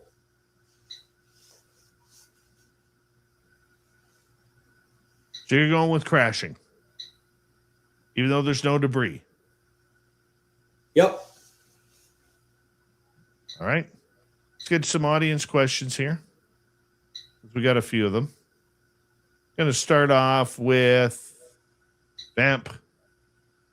What do you think they're hiding in Antarctica? That's a very good question. So I've heard the wild stories of Linda Moulton Howe's whistleblower, and I don't know whether to believe any of it or not. Do I believe there was something down there? Admiral Byrd led Operation High Jump down there and got into a world of spite with something, and I don't think ever quite recovered from it. So something's going on down there. And we keep seeing these pictures of pyramids and other things that look like things buried under the ice, UFOs and buildings and stuff. There's stuff down there, but I just don't know why we are not going down there or showing what we found. So you believe that there is something nefarious there? No, I've used the word nefarious 3 times in this show. I never get to use it. What now? I never get to use the word nefarious in this show, and I've used it. Yeah, yes. So times. look, it's troublesome. It's troublesome. So I've thought about it long and hard, and I just can't think of anything that I'm aware of that our military is doing that would show and place some of the things that are down there. So I don't think it's human if there's actually something there. How about that? I love that theory. Like giant ice worms. Or maybe Whatever. there's There's this thing that looks like a crashed saucer slid across the snow. And then there's this pyramids that are like wild. You can't grow a pyramid like that. Maybe they found the ice wall. Huh? Maybe they found the ice wall that the flat earthers say is there. Could be. We could be a flat planet, Rob or Bob. Could be, except I now have my regular transmissions to X of the time elapsed movie I made from shots from the GOES weather satellite at geosynchronous altitude. And gee, you see the sun moving around the earth and it's dark on one side and light on the other. Kind of hard to have flat earth when you have a ball with the sun going around it. Jules wants to know what your thoughts were when John Kerry, Buzz Aldrin, and Greek Orthodox priests went down there a couple of presidential elections ago, and Buzz Aldrin seemed to have a little bit of a hard time with it. And they had to spend a dadgum fortune medevacing him out of there. It was serious, or they wouldn't have done it. What if it could have been something simple with him, like he just couldn't handle the cold? Or he couldn't handle what he saw. What do you think's more likely? He couldn't handle the cold. He's a tough customer. Oh, he is a tough cookie. Don't get me wrong. I totally believe he's a tough cookie. Let's move on to another question here. Sure. Let's go to Green Hiker. Any info on Bob's new company with Eric Davis and Dr. Mossbridge? Nothing I can say at this time. How about you whisper it to me?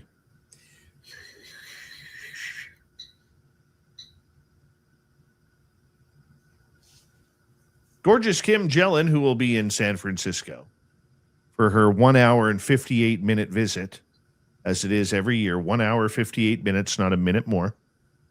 Bob, do you believe the Jackie Gleason story that he saw an alien? Yes.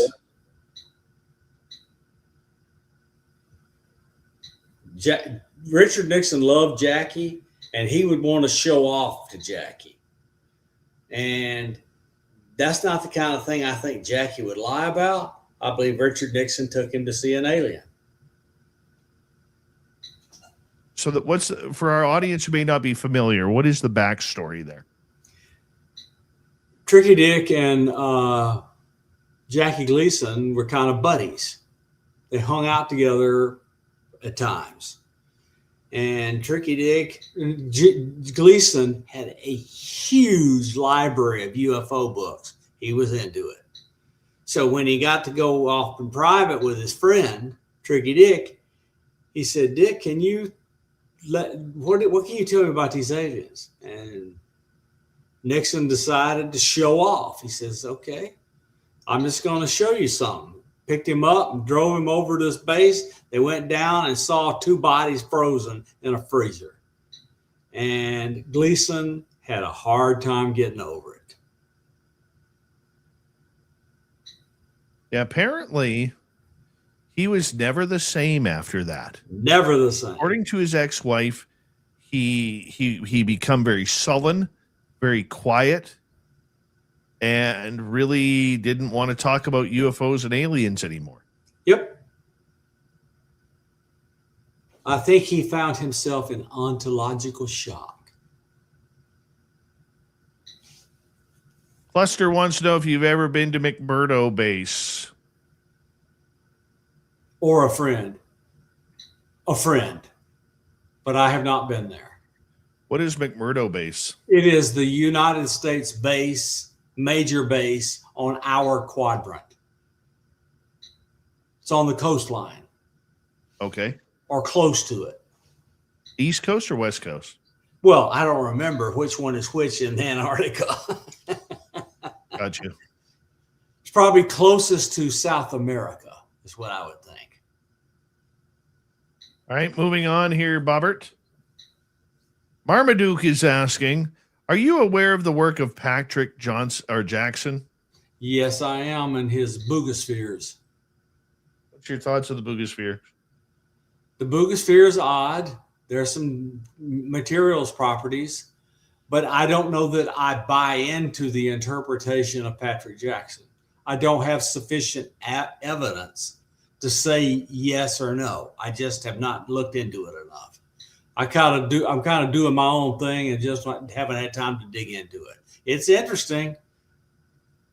Ross Coulthart called me in 2 or 3 years ago and asked about this boogosphere guy down in Texas who had one. And what did I think about it? I says, I don't know. I just don't know, Ross. I can't tell you because I don't have any experience and just don't know what to say about it. So I'll say nothing.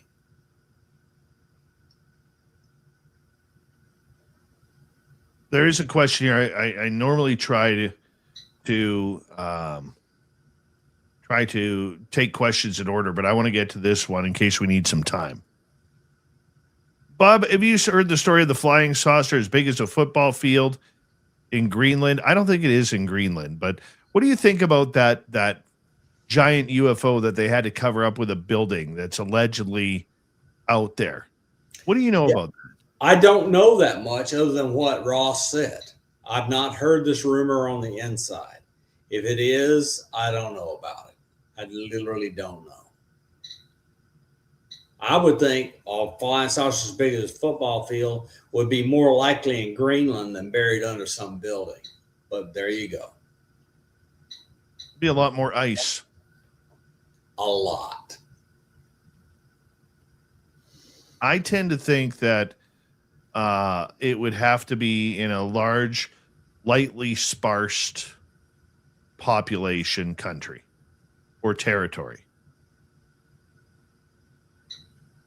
The latest rumors I heard was that it was not in such a place. It was in a densely populated country. I heard it might be Thailand too. I don't know about that. That's not what I heard. But it doesn't really matter because all we're hearing is rumors. Nobody's giving us any friggin' data. Well, data is data. Yes, it is. Data is data. Let's move on here, Bob. Up next, we got Jay. Would you provide some information about the pyramids in Antarctica? I don't know that much about the pyramids in Antarctica other than that which I've seen in UFO circles and pictures. I just don't know that much. Lordy knows I'd love to go take a look. You have to have the power of Mr. Beast in order to get down there to do that. Yep. All right, Bob, we got about 10 minutes to go here. All right. Lex is asking, do you know anything about potential future whistleblowers or future UFO hearings?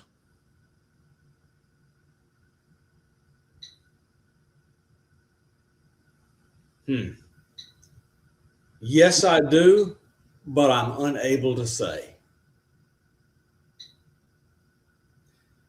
That's future whistleblowers, and I don't care about future UAP hearings. I simply don't care.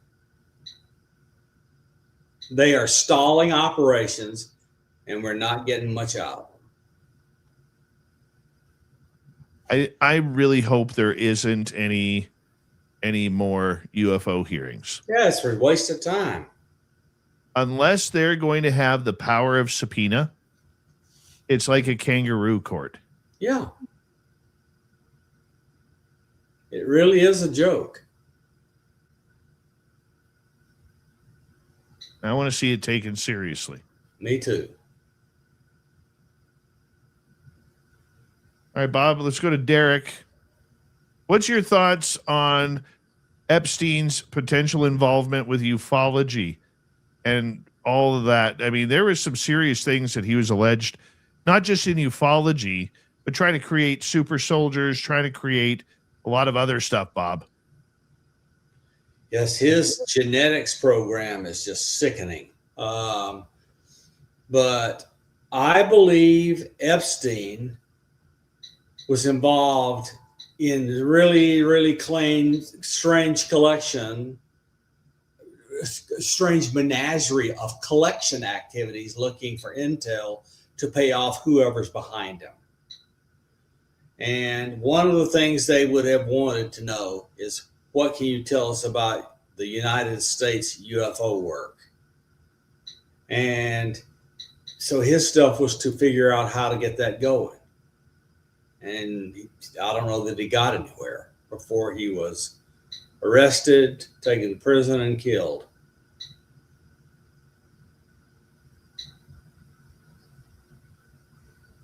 It really goes to show, and I was kind of shocked when I saw that, because I had a preconceived notion about a lot of it, which has ended up coming true.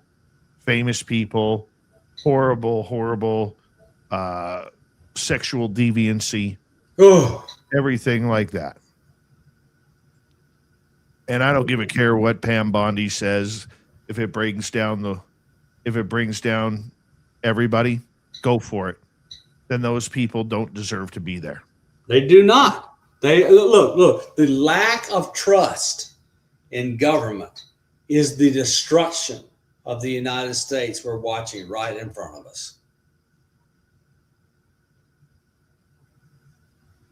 So when I saw him getting into like our type of field, it really does go to show, Bob, that there is a real hook on the heavyweights of society. Yep. Regarding this subject. Yep. Totally agree. All right, let's move on. Jules wants to know, what do you think the Black Knight satellite is? Well, Tesla seemed to have heard it. The video I've seen of it and called a thermal blanket was pure crap. So I think it's a non-human intelligence running reconnaissance on us, but I just don't know any details, and I haven't been told any.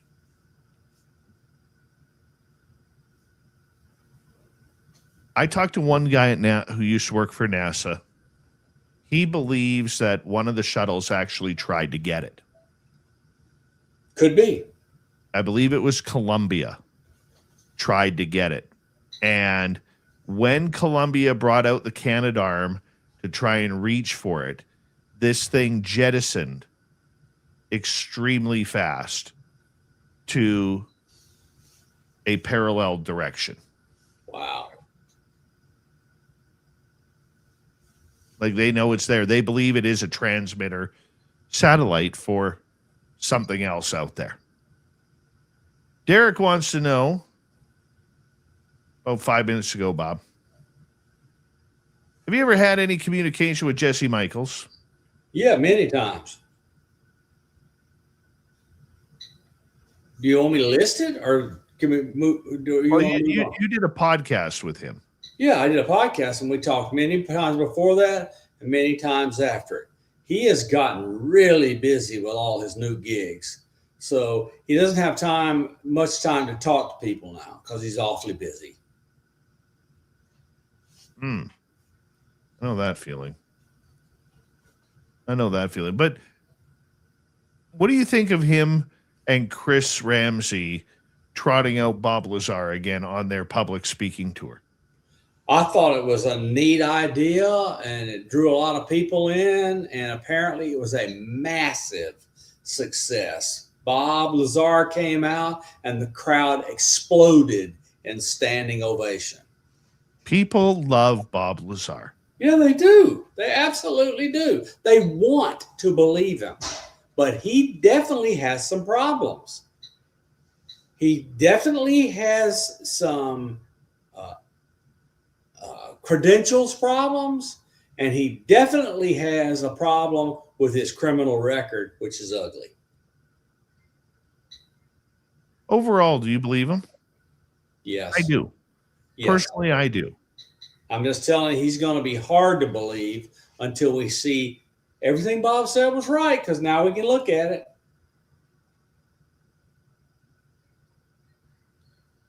I know there are people at Area 51 who are trying to still confirm the Bob Lazar story, because there are people who work there who were around when this allegedly happened. Yep. The other story I hear is Bob was a John Lear construct, because John Lear was doing counterintelligence operations for the CIA. Oh, I'd never heard that one. Oh, yeah. John Lear was a CIA officer. He flew Air America for the CIA. He dropped people in the middle of nowhere out of an airplane. He was, at one time, John Lear held every aviation record in the damn book. So he was a great pilot, but then he worked for the CIA. I don't think he ever quit working for the CIA. I don't know either. I don't know. I do know that our first ever Vegas fan party, okay, at our first ever Vegas fan party, that was the weekend also of his funeral. And it was my pleasure to go and be there, and I sat with Katie and others, but Jim, and we had a good time. Two minutes to go, Science Bob. See if we have any more questions here from our audience before we have to say goodnight to you. No, I think we might be caught up here, Science Bob. We did a good job on the questions tonight. We did good. We did. We started early, and it took a while to go, but we got them all. Okay, Paul Demon is asking, what's your thoughts on Peter Thiel? Here is a guy who immigrated to the United States, naturalized, became a billionaire using its systems, and now wants to end democracy because he's already made it in and run things his way. I don't like Peter Thiel. What do you think about his involvement or lack thereof, allegedly, in the UFO world? Well, I do know this. Let me give you my piece of Jesse Michaels' insider information. Jesse asked him, he made a pitch, and Thiel told him no.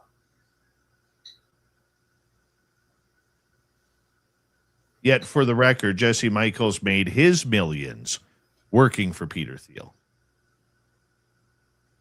Yep, he ran Peter Thiel's investment fund that he had at his home.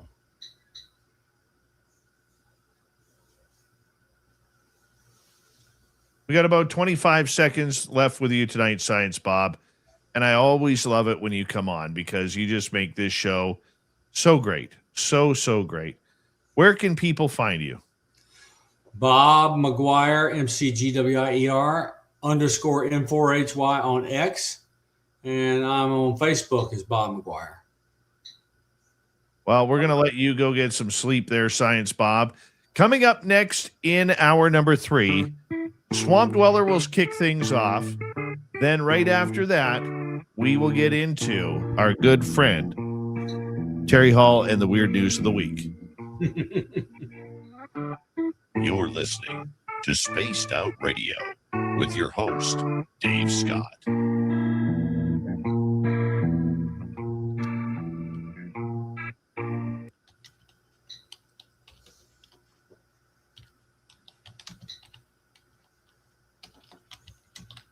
All right, buddy, we are clear. All right. Thanks for battling tonight, Bobby. It was rough, but I made it. Go to bed. See ya. All right, Science Bob, everybody. Going to put my schedule up. Going to take a quick break. Then we're going to introduce you to Terry Hall and his beautiful mustache. If you only want to meet the mustache, that costs $5. $5 to meet the mustache. If you meet Terry and the mustache, it's free. I don't know how that works, but apparently that's Terry's rules for coming on this show. I'll be right back, everybody.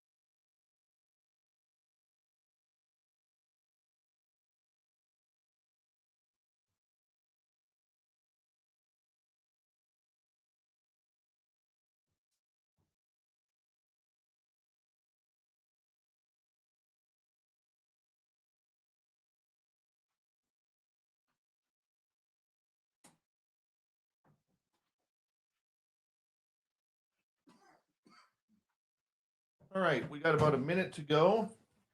Let's bring in the mustache himself, the mustache of knowledge, Terry Hall. There he is. Good evening. Your mustache looks fantastic tonight. How's the old beard of knowledge this evening? Not bad. Swamp Dweller will be about 2 minutes. It's a shorty but a goodie tonight. Right on. Yeah. Yeah.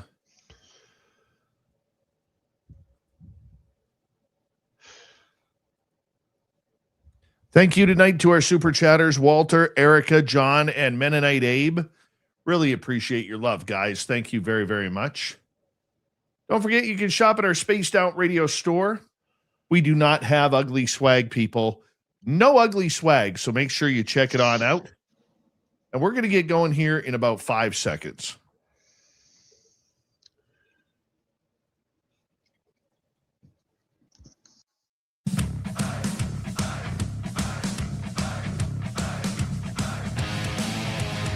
Here we go with the third and final hour of Spaced Out Radio tonight. My name is Dave Scott. Thank you very much for tuning us in wherever you are on this beautiful planet we call Earth. Hello to everyone tuning us in on our terrestrial affiliates around North America, digitally on every major podcast network. Our website, spacedoutradio.com. We have a plethora of features for you. Rock out to Bumblefoot, read the news wire. Check out our swag as well. Follow us on X at Spaced Out Radio, Instagram at Spaced Out Radio Show, and on Patreon in the Space Travelers Club. The Desert Clam has set the password for tonight in the SOR Space Travelers Club. We have Malapert. Malapert is your password. Use it wisely, Space Travelers, as the Clam sets the password each and every night. Right here on Spaced Out Radio. Let's head to the swamp. Hello and welcome to Spaced Out Radio's Swamp. I'm Swamp Dweller, and tonight I'm going to take you on a mystic journey of the unknown, sharing tales of monsters, legends, and nightmares. Welcome to the Spaced Out Radio Swamp. Hey Swamp Dweller, with fall setting in and hunting season upon us in Big Sky Country, Montana, there's always something to be had. Our elk hunt started 1st of September, and with that, my family takes it seriously as we love the game and hunt along with stories and memories shared. This year was a bit different. My cousin and I were about 6 miles in our collective 9-mile hike, and we had what I would put as an encounter. But as any elk hunter would know, the terrain comes at a cost, and with this year's price, we were a little shaken up. As we were hiking through the thick brush and steep shell rock terrain, we took a quick break. We were having a late day snack, and my cousin decided to let off some bugles for fun. Well, the sound that came back to us was more than off-putting. We heard what sounded like an elk bugle at the beginning, which turned into a dog-like, maybe even human-like scream. We were shocked, so my cousin decided to make another attempt at communicating, and lo and behold, right after this next bugle, the noise came again, but it was much closer. When you're in the thick of it and a bugle comes through, it's usually less than 100 yards away, as obstruction with trees and brush distorts sound travel. So we decided to hike toward the noise, as I was sure this had to be some sort of beast we'd never seen before. We expected some response and wanted it. Well, we expected something else, I'd say. But as all the other levels have proven, when you're in the area of the supernatural, all ambience noise is void, and you are hyper alert. We ended up hiking out with no more issues besides being shaken up and full of adrenaline, and hopeful stories of us being able to spot something. But it was uneventful and fruitless. I'm not sure what we heard that day in the woods. Maybe it was just some sort of elk, but maybe it had some sort of health condition. But the way it sounded, the distortion behind its voice, and how it seemingly responded to our calls perfectly every time. It's definitely weird. Thank you, Swamp Dweller, for another great story. If you want more just like that, head on over to YouTube, type in Swamp Dweller, hit subscribe, ring that bell. Thousands of stories for you to listen to each and every night. Let's head over to Terry Hall. We got the weird news of the week coming right up. Terry Hall's got a mustache, standing proud and bold, curled up like a question mark, got secrets to be told. When UFOs and Bigfoot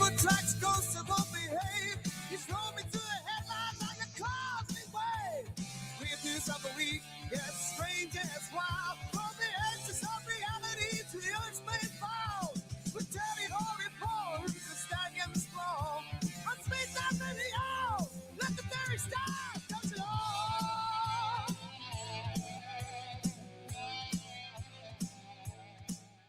All right, our good friend Terry Hall in here. How you doing, buddy? Doing well, doing well. How about yourself, old beer and knowledge? How's Dave this evening?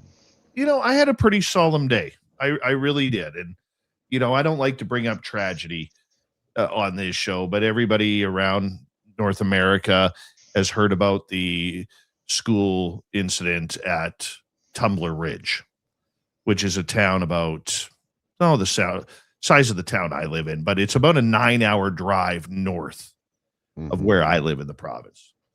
And I have a couple of very close friends who live in Tumbler Ridge. And I was talking to my friend today about that. And 3 of his coworkers lost children. Oh. Yeah. I mean, the high school only had like 179 students, dude. I mean, for some schools, I mean, a graduating class is 10 times that. Yeah, absolutely. I went to one of the high schools. I went to several different. My dad was in the military. One of the high schools that I went to was very small. Like, I mean, my class was only like 18 people. Your classroom, you know, like your main homeroom was about 18 people. So, but I don't even have words for this one. It's just heartbreaking. It is, especially for such a small community. You know, we at Spaced Out Radio want to send all of our love, healing, prayers, you name it, whatever you need to the families up there. Because when you live in a small community like I do, or like my friends up at Tumbler Ridge, everybody knows everybody. You know, I mean, you go to the gas station, you say hi to Jim or Jill, who's pumping next to you. How's your day going? How's work at the mine? You know, the mine alone, there's 2,400 people there. The mine alone has over 1,000 employees that live in the area. Everybody knows everybody. Yeah. So wow. God bless them. And, you know, they're a strong town. They will heal. It'll take some time. They will heal. But yeah, we're really thinking about them tonight. I mean, it's been a hard 48 hours, 72 hours for that town. I don't know if you can actually ever really heal from something like that. You can learn to deal with it, you can cope with it, but prayers for everyone there, and heartfelt wishes for everyone there. Absolutely. Let's pick it on up, because we usually like to have some fun at this time of the show with you each and every week, where we get into the weird news of the week. Well, I tell you what, we're going from kind of feeling solemn and sad and giving our best and our heartfelt wishes to a wonderful community, to a story that, Dave, to be quite honest, makes me feel inadequate as a person, even as an adult.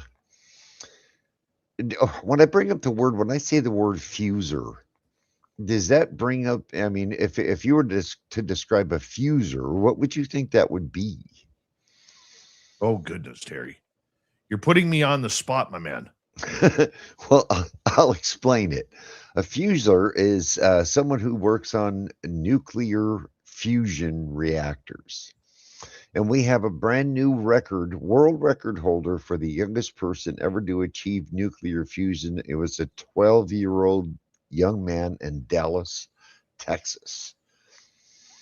And he started this project at the humble age of 8. And he's like a little Sheldon Cooper.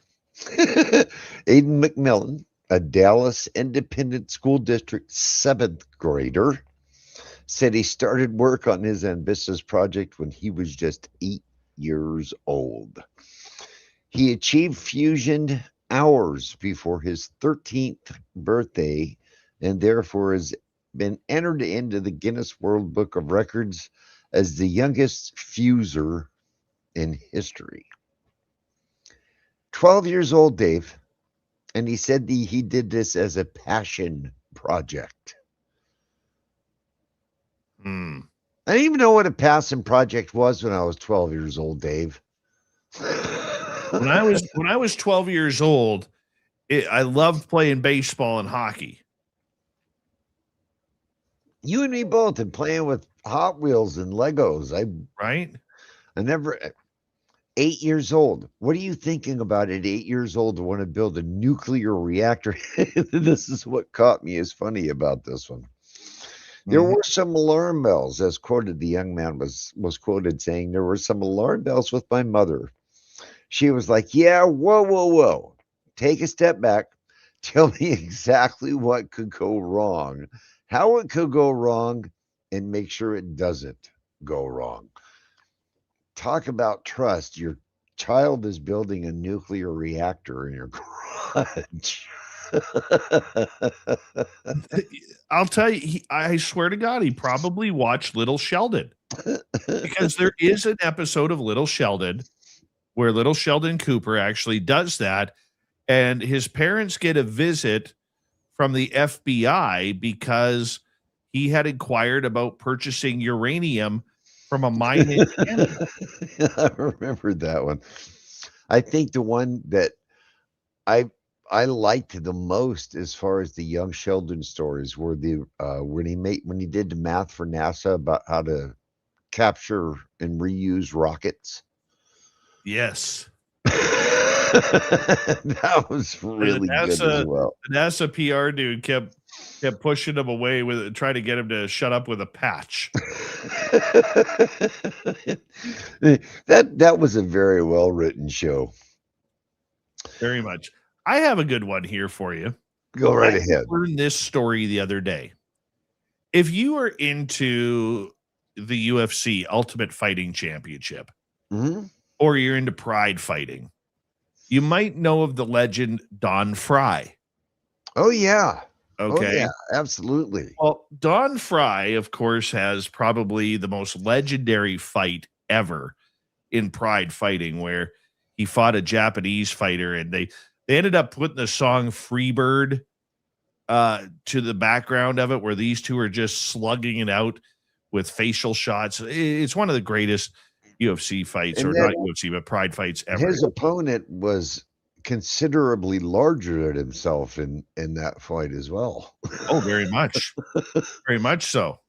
You know, I mean, those guys hurt each other. They really did. Well, anyways, Don Fry, the reason why I bring him up, he had a near-death health crisis in 2016, 2017, where it actually involved him going into coma, septic shock. He had pneumonia and a stroke. Now, during that 30-day coma, while he was in the ICU, he clinically died 3 times. His ordeal stemmed from and was followed by an intense physical deterioration from his fighting career, including multiple back surgeries and broken rods in his spine. Well, there's now a video that came out late last year. I just found it. That Fry actually comes out and talks about his near-death experiences. So, following the years of his fighting, Fry underwent back surgeries. He was pronounced dead in 2016 3 times while he was in a medically induced coma. And these near-death experiences were really, really affecting him. Like, he actually comes out publicly and says that he saw things. He talked to people on the other side. Now, this is one big, rough, tough guy where if he looks at you the wrong way, you're probably going to go flying back. Okay. And actually hurt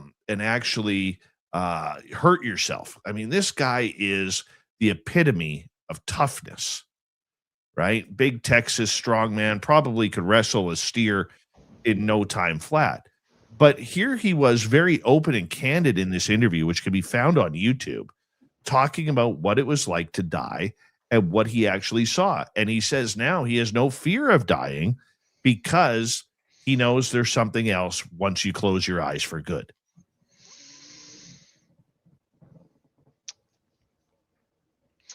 I had a similar story to Don's. Ended up in the ICU and kind of had something similar happen to myself. My story wasn't as pleasant as Don's, but I have a true belief that this isn't the end of the road here. Where we're at here. And I've seen that one. And generally, Don Fry in his interviews, he's cracking jokes, and he's quite a funny man. He really is. Talking about a man's man, that's Don Fry, right? Don Fry doesn't do push up. He just pushes the earth away from him. You know what I'm saying? That kind of guy. But to hear him be so almost childlike in his innocence when he's telling that story is pretty incredible. It really is. It really is, because you don't expect that from a big, rough, gruff, tough Texan who's more familiar with punching people in the face than he is with something very spiritually happening. You wouldn't expect that from him. So I encourage everybody, go watch the video, and then for a little excitement at the end, go watch his pride fight with the Japanese fighter.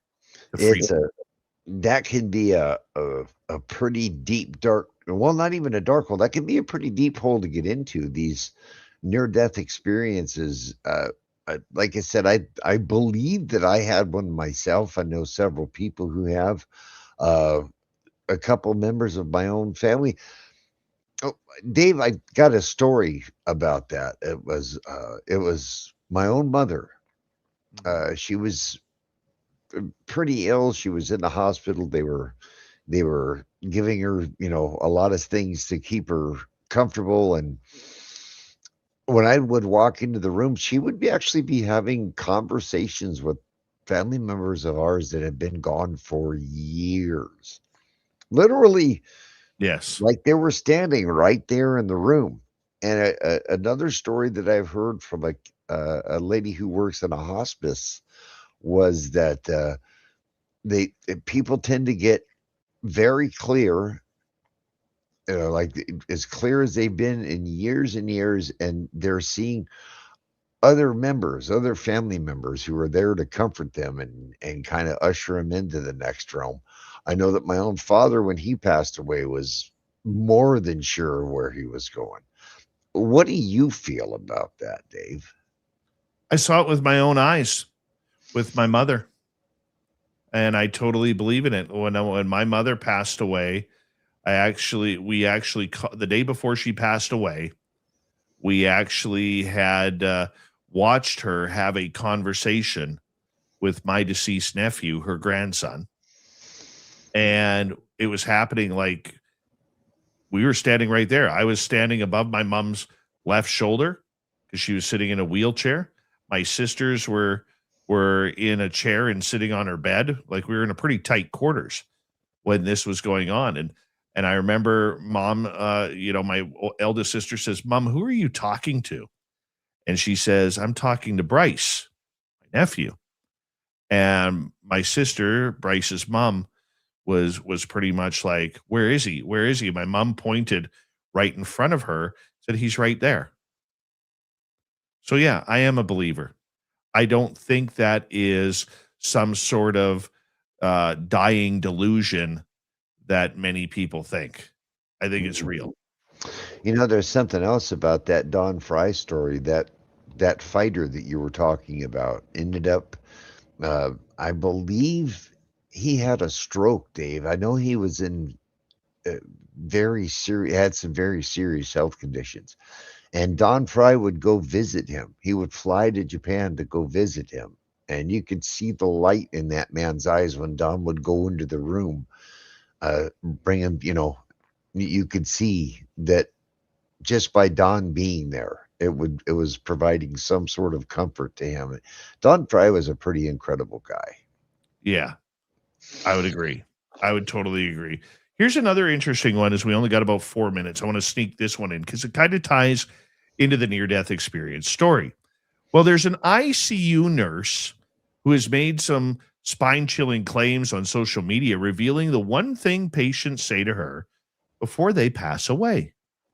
In a now viral video, user at Christy Robb, with 3 B's on the end, claims she has been an ICU nurse for 4 years. And every single person who passes away says the same thing. They say, "Can you please tell my family I love them? I don't feel good. I know I'm going to die." She said this on TikTok. She explains that these people know when they're going to die because there's a spiritual shift that that nobody can explain. A patient's vitals may be stable and their condition might not have changed. There's nothing inherently dangerous that's screaming that this is what is going to kill them, she says. Yet in every single circumstance, no matter what brought them in initially, they always say, she said, that they're going to die and tell my family I love them. That's kind of cool. I think so. I think so. I mean, pretty common statement. There was another one I was reading one time about that as well, and how so many of these. I've read it about 2 separate cats too. How cats. Have you ever read any stories about how cats have kind of a sixth sense? Yes. And know when you're about to die? And they had these cats in these care homes that would go lay with the patient and they knew when the cat went into the room that that person was going to go next. Yes. And then you and I, like, when we go in and we talk about near-death experiences and reincarnation and things like that, that whole side of this stuff it causes me concern at times. It scares me. It excites me. It's how little we actually really know about what's going on around us. Dave? Mm-hmm. Well, I think a lot of people too, my friend, actually have, when they have that statement, I think that they actually, for the first time in their life, will see the angel of death. And I think that's what prepares them, because if their vital signs are looking good, I believe the angel of death is there to help transition people. Mm-hmm. Okay. Mm-hmm. I don't think the angel of death is evil. I think, he's a pretty good dude who helps, calm that fear of people when they're about to cross over. And he's like, "Hey, come with me. I got a better place for you. We're going to go have some fun." I truly believe that it goes back to where my father passed away. He was very clear. He was in a hospital. We were going to bring him. He wanted to come home. And it just, he looked at me, he said, "Go get your mother." Went and got my mom. And he told her, he said, "Bob, I'm ready to go home." My mother's name was Bobby. I thought he was ready to leave the hospital. And she said, "Okay, if you're ready, go ahead and go." Dave, he grabbed my mother's hand, kissed her hand, sat down on the bed, laid down, looked over at me and said, "Take care of your mom." Gave her another kiss, took his last breath and smiled. And that was it. He had somebody who was there waiting on him. And he told me that as much. I would believe that. We're going to go to break, Terry. More weird news of the week with Terry Hall coming up. Final half hour Spaced Out Radio. This is Spaced Out Radio and your host, Dave Scott.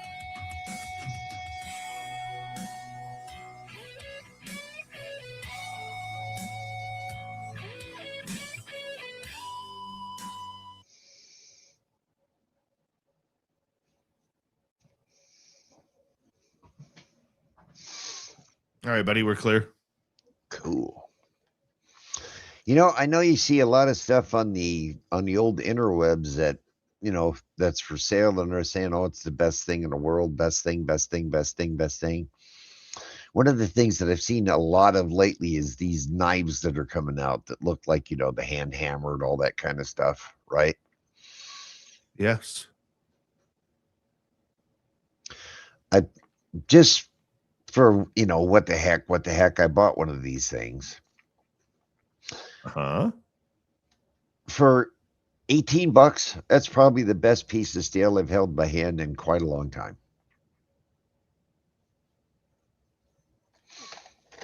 By the way, you got a couple shirts coming with you or to you. Terry and I made a trade. I traded him a couple spaced out radio shirts for a UFO cow abduction. These little toys are so cool. Oh, dude, I love it. These little toys are so cool. Yeah, Surface Planet Radio, welcome to SOR chat. Sorry, Terry. I see El Sid's in the chat this evening too. El Cid, you know, he arrived late, but I think I know why El Cid arrived late. That's because last night, for the first time, he was signing autographs after the show. And I think the lineup was so large that it continued into tonight's show. So El Cid was late getting here because of that. To the left-hand side of it, to the left-hand side of the No, he was right-hand side. Oh, he's on the right-hand side. Yeah. Ooh, he got the spot of honor, huh? Yeah. Well, I'm jealous, Sid. I generally have to exit stage left and stand at stage left. Yep. I think he just finished up because everybody raced over to listen to the show. Mm-hmm. We got about 3 minutes. Well, we got another couple little silly ones for this evening. One that I think will tap pretty close to your heart. Oh, yes. Get rid of that one, by the way. You know, Swampy was telling a story about an elk hunt. Very first hunt that ever went out on archery hunt was an elk hunt. This elk was standing probably 15 yards in front of me, Dave. And I drew back my bow, and my arrow probably went 20 yards wide. My adrenaline was going so hard. If that thing would have been standing 2 feet in front of me, I don't think I could have hit it.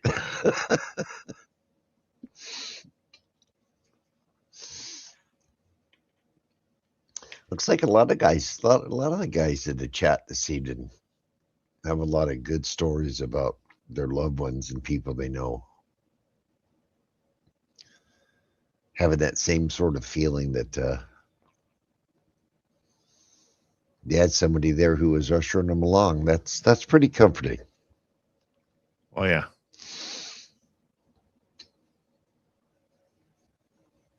Got about 2 minutes. And another not an odd story, but a miracle per se, if you want to say it's a miracle. Another member of my family was assaulted when he was young. He was really beat up really bad. His head was about the size of a watermelon. His eyes were the size of softballs. Right. Very. And that evening they had members of his local church gather in his room, and they said they used to do what's called the laying of hands, where they pray and so forth. That evening, that young man's head went down, his eyes went down. He woke up, and it was like he didn't have any memory loss or anything. And the doctors still to this day can't explain what happened that night. Right. All right, we got about 45 seconds, Terry. Yeah. Thank the you world tonight. is a strange and wonderful place, Dave. Thank you to Shaq Valet, Erica Stover, Walter, John, and Mennonite Abe for the great super chats. We greatly appreciate your love and support of Spaced Out Radio. So thank you very, very much. And of course, you can shop at our Spaced Out Radio store. We do not have ugly swag, people. No ugly swag. So check it on out. And we want to see you all at CaribouCon, September 18th through 20th. Go to cariboucon.com for your tickets, and UFOCon at caufocon.com. That will be, I believe, March 23rd through 25th. Here we go, everybody.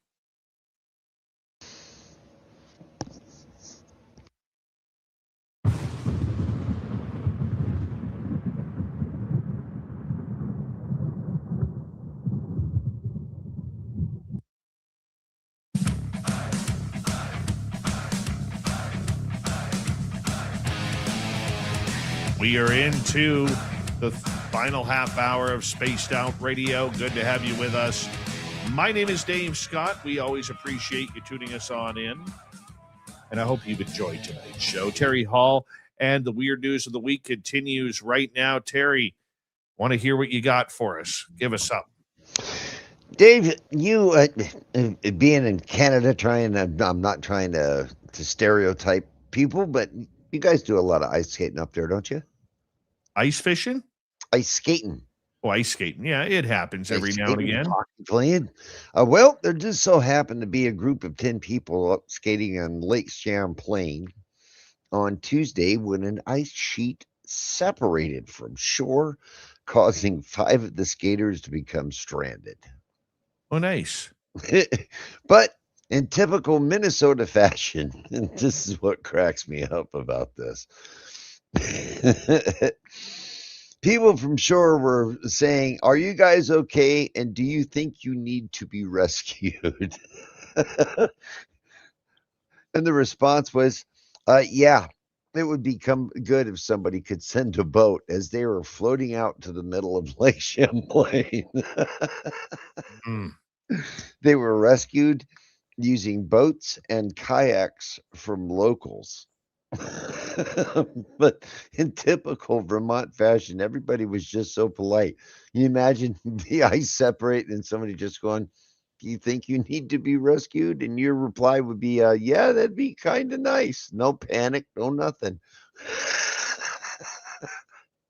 That would scare the hell out of me. It really would scare the hell out of me. No injuries reported, though it was safe enough. When the conditions changed very quickly, they became stranded. It wasn't the fact that they became stranded. There's nothing funny in that, but it's just the responses that these guys had with one another. Do you need to be rescued? Yeah, that'd be nice. Could you bring a cup of tea with you when you come along as well? Right. Oh, that one got me, Dave. Do you think it would be so polite in your area? We would help out. I mean, every year at one of our lakes, there's snowmobiles and vehicles that get trapped because somebody just feels that they got to take that last final chance on the ice.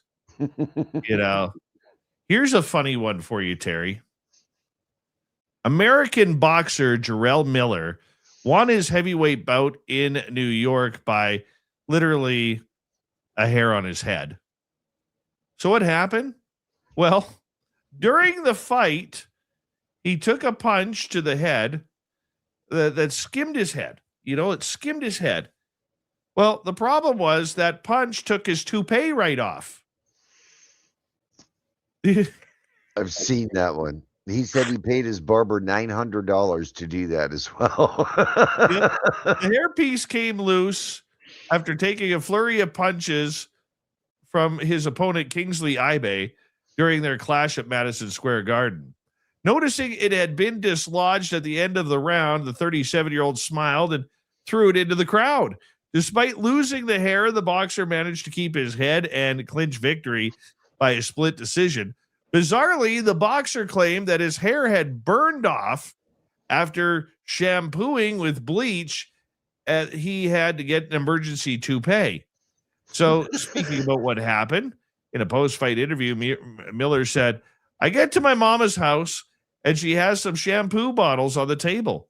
I shampooed. It was like ammonium bleach.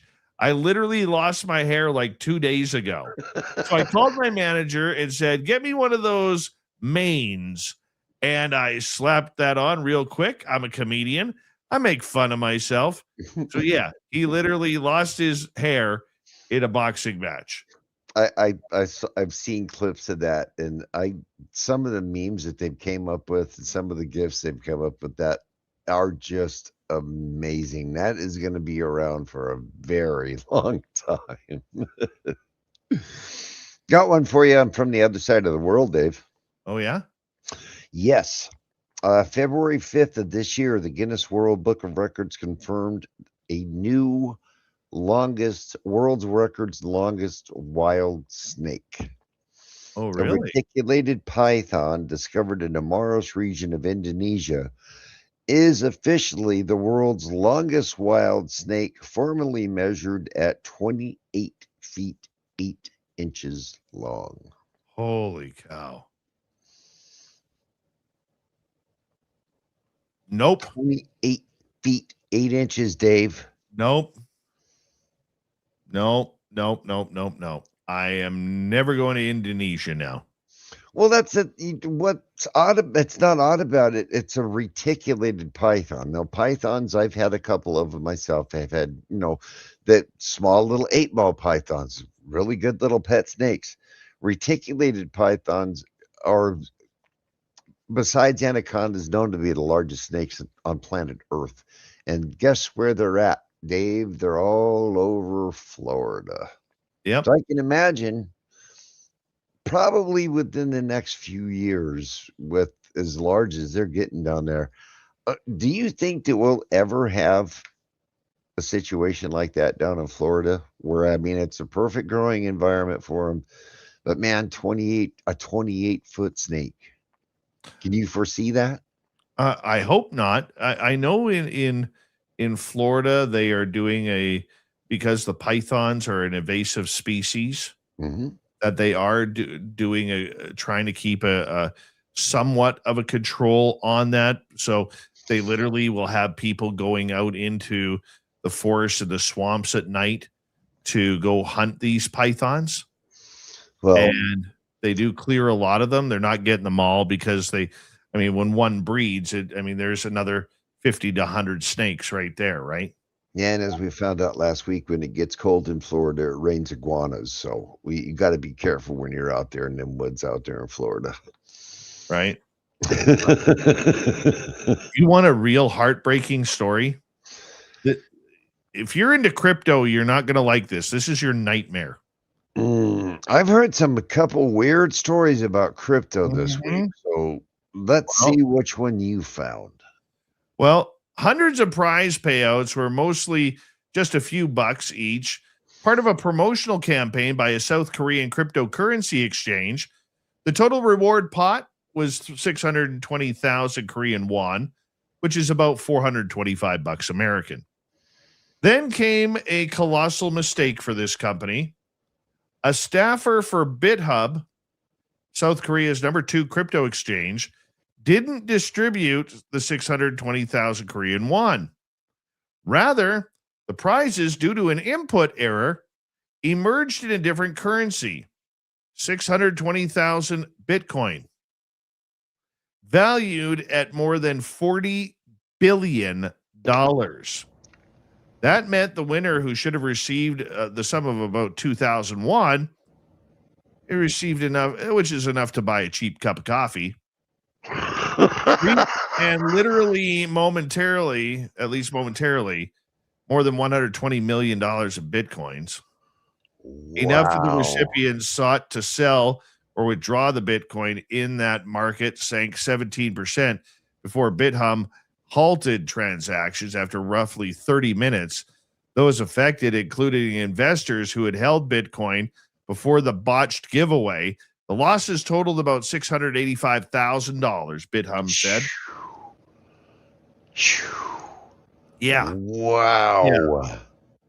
So the company has since said it reversed the transactions or had recipients voluntarily return more than 99% of the misdistributed Bitcoins. But BitHub is still trying to convince users who, during the brief window of trading, managed to offload more than 100 Bitcoin, valued at roughly $9 million, to give back the equivalent funds. The debacle has landed BitHub, a trusted name in one of the world's most active retail crypto markets, in a self-inflicted crisis. Lawmakers are calling for tighter laws. Local financial market regulators say the gaffe has literally exposed fundamental weakness in the country's digital asset industry. Yeah. I'm telling you. Wow. That's an expensive lesson.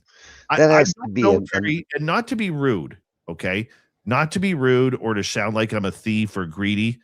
I don't know if that mistake happened. I don't know if I would give it back, because it's different if, say, let's say you go to your local automotive shop, okay, and they hand you a bill for $400, okay, but they only charge you $300 on that because maybe they misread it or something. If it's $100 or something like that, you know what? You go back, hey guys, you made a mistake. I'll give that back, right? It happens. People make mistakes. But when it comes to a life-changing sum of money like that I legally won, I don't know if I would give that back. I don't. Did you ever hear about that guy who took I believe it was a half-court shot? It was during a Bulls game because I know Michael Jordan was there. And he made the shot, and the company who promised him the $1 million never paid up. Right? So that's on the other hand of that one. But now I'm kind of sort of with you. That's your mistake. I mean, when you go to, let's say, when you go to a chain store and they mismark a product with the wrong price, they have to honor it at the register. So if you gave me $40 billion, mistake or not, dude, you would have the hardest time on planet Earth finding me. Right? I'd have my own island, my own private security man. I mean, I would be gone, just gone. I know that's one of those things where I might have to ask God for forgiveness. Okay. Exactly. I might have to ask God for forgiveness on that one.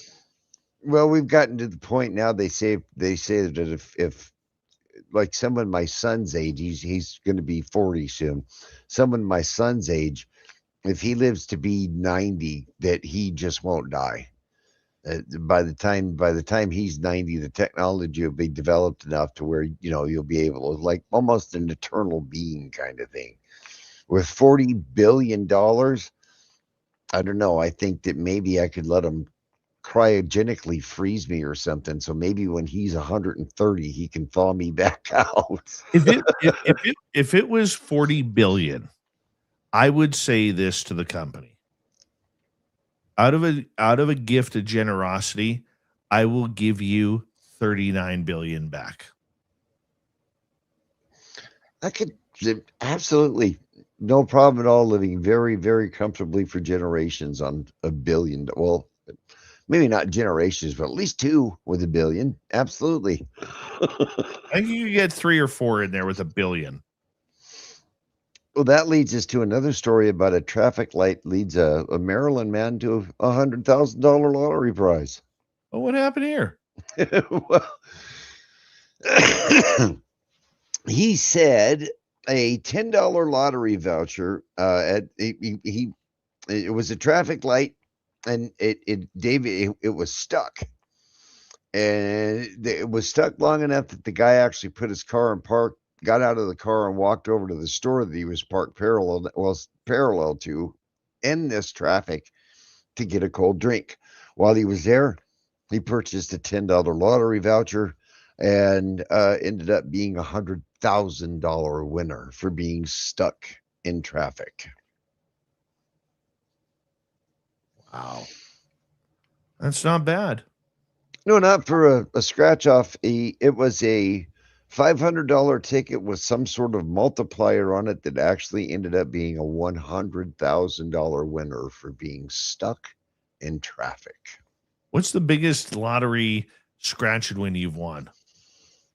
Dave, this is, I don't even know if I'm embarrassed to say, but I have never played the lottery. I've never bought a scratch off. I've never bought, a quick pick ticket.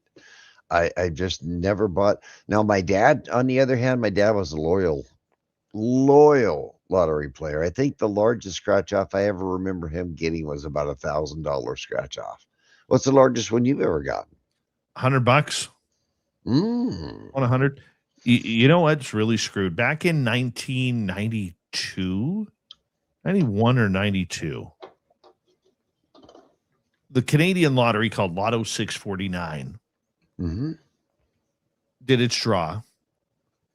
And my dad's had 5 out of the 6 numbers. The 6th number my dad didn't hit. It was number 12. The winning number was 11, and the bonus was 13. Wow. And my dad had 12. Wow. All the way around it. Never the target. No, never the target. I got one here for you. All right. So there's a drug dealer somewhere in the U.S. We'll get to that. Okay. Who literally rigged his house with booby traps after being inspired by the Christmas classic movie Home Alone. Well, Ian Clotton has now been jailed for 7 years because he used tripwires and homemade pipe bombs to protect his drug business from would-be intruders. Yeah, around 100. This is in the UK. About 100 homes in Grimthorpe had to be evacuated as police searched 3 neighborhood houses that were connected to Clotton and his ex-wife. They found a series of booby traps, as well as a homemade flamethrower, large quantities of cannabis, amphetamines, and cash. So Mr. Clark was jailed for 7 years after the raid by Judge Graham Reeds, who said he was a drug dealer who used these weapons to protect his cannabis growing operation. He was also sentenced to 21 months in prison, suspended for 2 years, or that was his wife, pardon me. Yeah. So literally booby trapped everything, bombs all around his house. He told the police officers that the explosives, Terry, weren't really that powerful. They were there to scare away crows. Crows. Yeah. So farmers will use kind of like bear bangers to scare away crows from their crops. Mm-hmm. So that's what he tried to say that these were. They also confiscated a stun gun, which was found behind a fridge, and a homemade flamethrower that was discovered in the workshop. Sorry. And other weapons, including 2 high-powered air guns and a crossbow. A stun gun behind a refrigerator. That is a very handy place to keep any kind of... Right. So, hold on a minute, Mr. Thief. Let me run in my kitchen, go in behind my refrigerator and grab my stun gun. This guy is a genius, dude. Absolutely. Yeah, absolutely. Pipe bombs to protect a cannabis grow. I think that leans more in towards the amphetamine side of this story, Dave, than it does the cannabis side of the story. You got that right. Oh, it's a tweaker nation. It's a tweaker nation, man. Boy. Pipe bombs. That's going to scare away crows. You know what we use to scare away crows on the farm, Dave? What's that? A drone. Drones work great. Dogs work good. Even going out in the middle of the field and clapping your hands. You know what really works good, Dave? And boy, they've even made so many movies about these. A good old scarecrow. Scarecrows work just fine. That's pretty quick thinking, though. Telling the officer, those are for birds. The pipe bomb in your living room's for a bird. Where's the bird going to get in the house at? That's all you need. Got to cover your tracks, though, right? Don't ever admit to anything. Right. You have one more? Oh, Dave. I got one here if you need. Yeah, you can go right ahead. All right. Well, in Japan, authorities in a town near Mount Fuji have had to cancel this year's Cherry Blossom Festival. You want to know why? Bad tourists. Bad tourists? Yes. The influx of tourists to the town has led to chronic traffic congestion and litter. While some residents say they've experienced tourist trespassing or even defecating in private gardens. The area is a popular destination during spring because Japan's world-renowned cherry trees are in full bloom and can be admired with Mount Fuji in the background. But the town residents of Fuji Yoshida and their picturesque scenery threatens the quiet lives of the citizens, the city's mayor explained, and we have a strong sense of crisis. To protect the dignity and living environment of our citizens, we have decided to bring the curtain down on the 10-year-old festival, and it's all because of the tourists acting not very nice. They get about 10,000 visitors flocking to the town for this festival, but because they weren't treating the place rightly, they were opening the doors of private homes to use the restrooms, trespassing, littering, all sorts of things. Bad tourists, man. Bad tourists. If I ever had the opportunity, that trip that you just described is a bucket list trip for me. I have a very weak spot for the cherry blossoms. My entire driveway, my wife and I decided to line it with cherry trees, not so much for the cherries themselves, but for the blossoms. They are stunning. They are stunning. Don't you guys have a love at the cherry blossoms in Vancouver? We do. We do, as we say goodnight to Terry Hall and his beautiful mustache. And hello to Mr. Ron Bumblefoot Thal, rocking in the background with Little Brother is watching. Bumblefoot is the official music of Spaced Out Radio, rocking us in and out of every single show. Get your horns up for the guitar god himself. Special thanks to everybody listening in at work, at home, in your cars, wherever you may be. Thank you to everyone in our chat rooms tonight. YouTube, Twitch, LGAB, Facebook, Spreaker, LinkedIn, Space Travelers Club, and on X. I know you're out there somewhere. Remember, this show is copyright by Spaced Out Radio and Bigfoot Broadcasting Limited. Thank you so much for choosing to share your evening with us, because together, my friends, We're watching.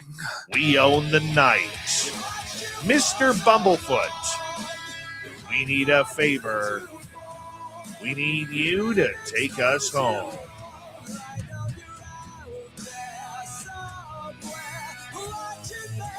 Yes, the Woo Train has docked for the night, but soon, my friends, we shall ride again.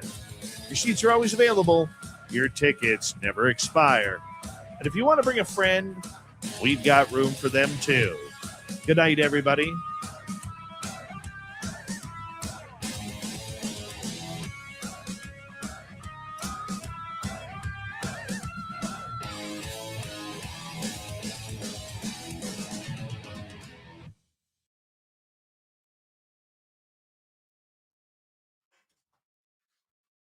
Yeah, Terry, I have a Chinese cherry tree in my backyard.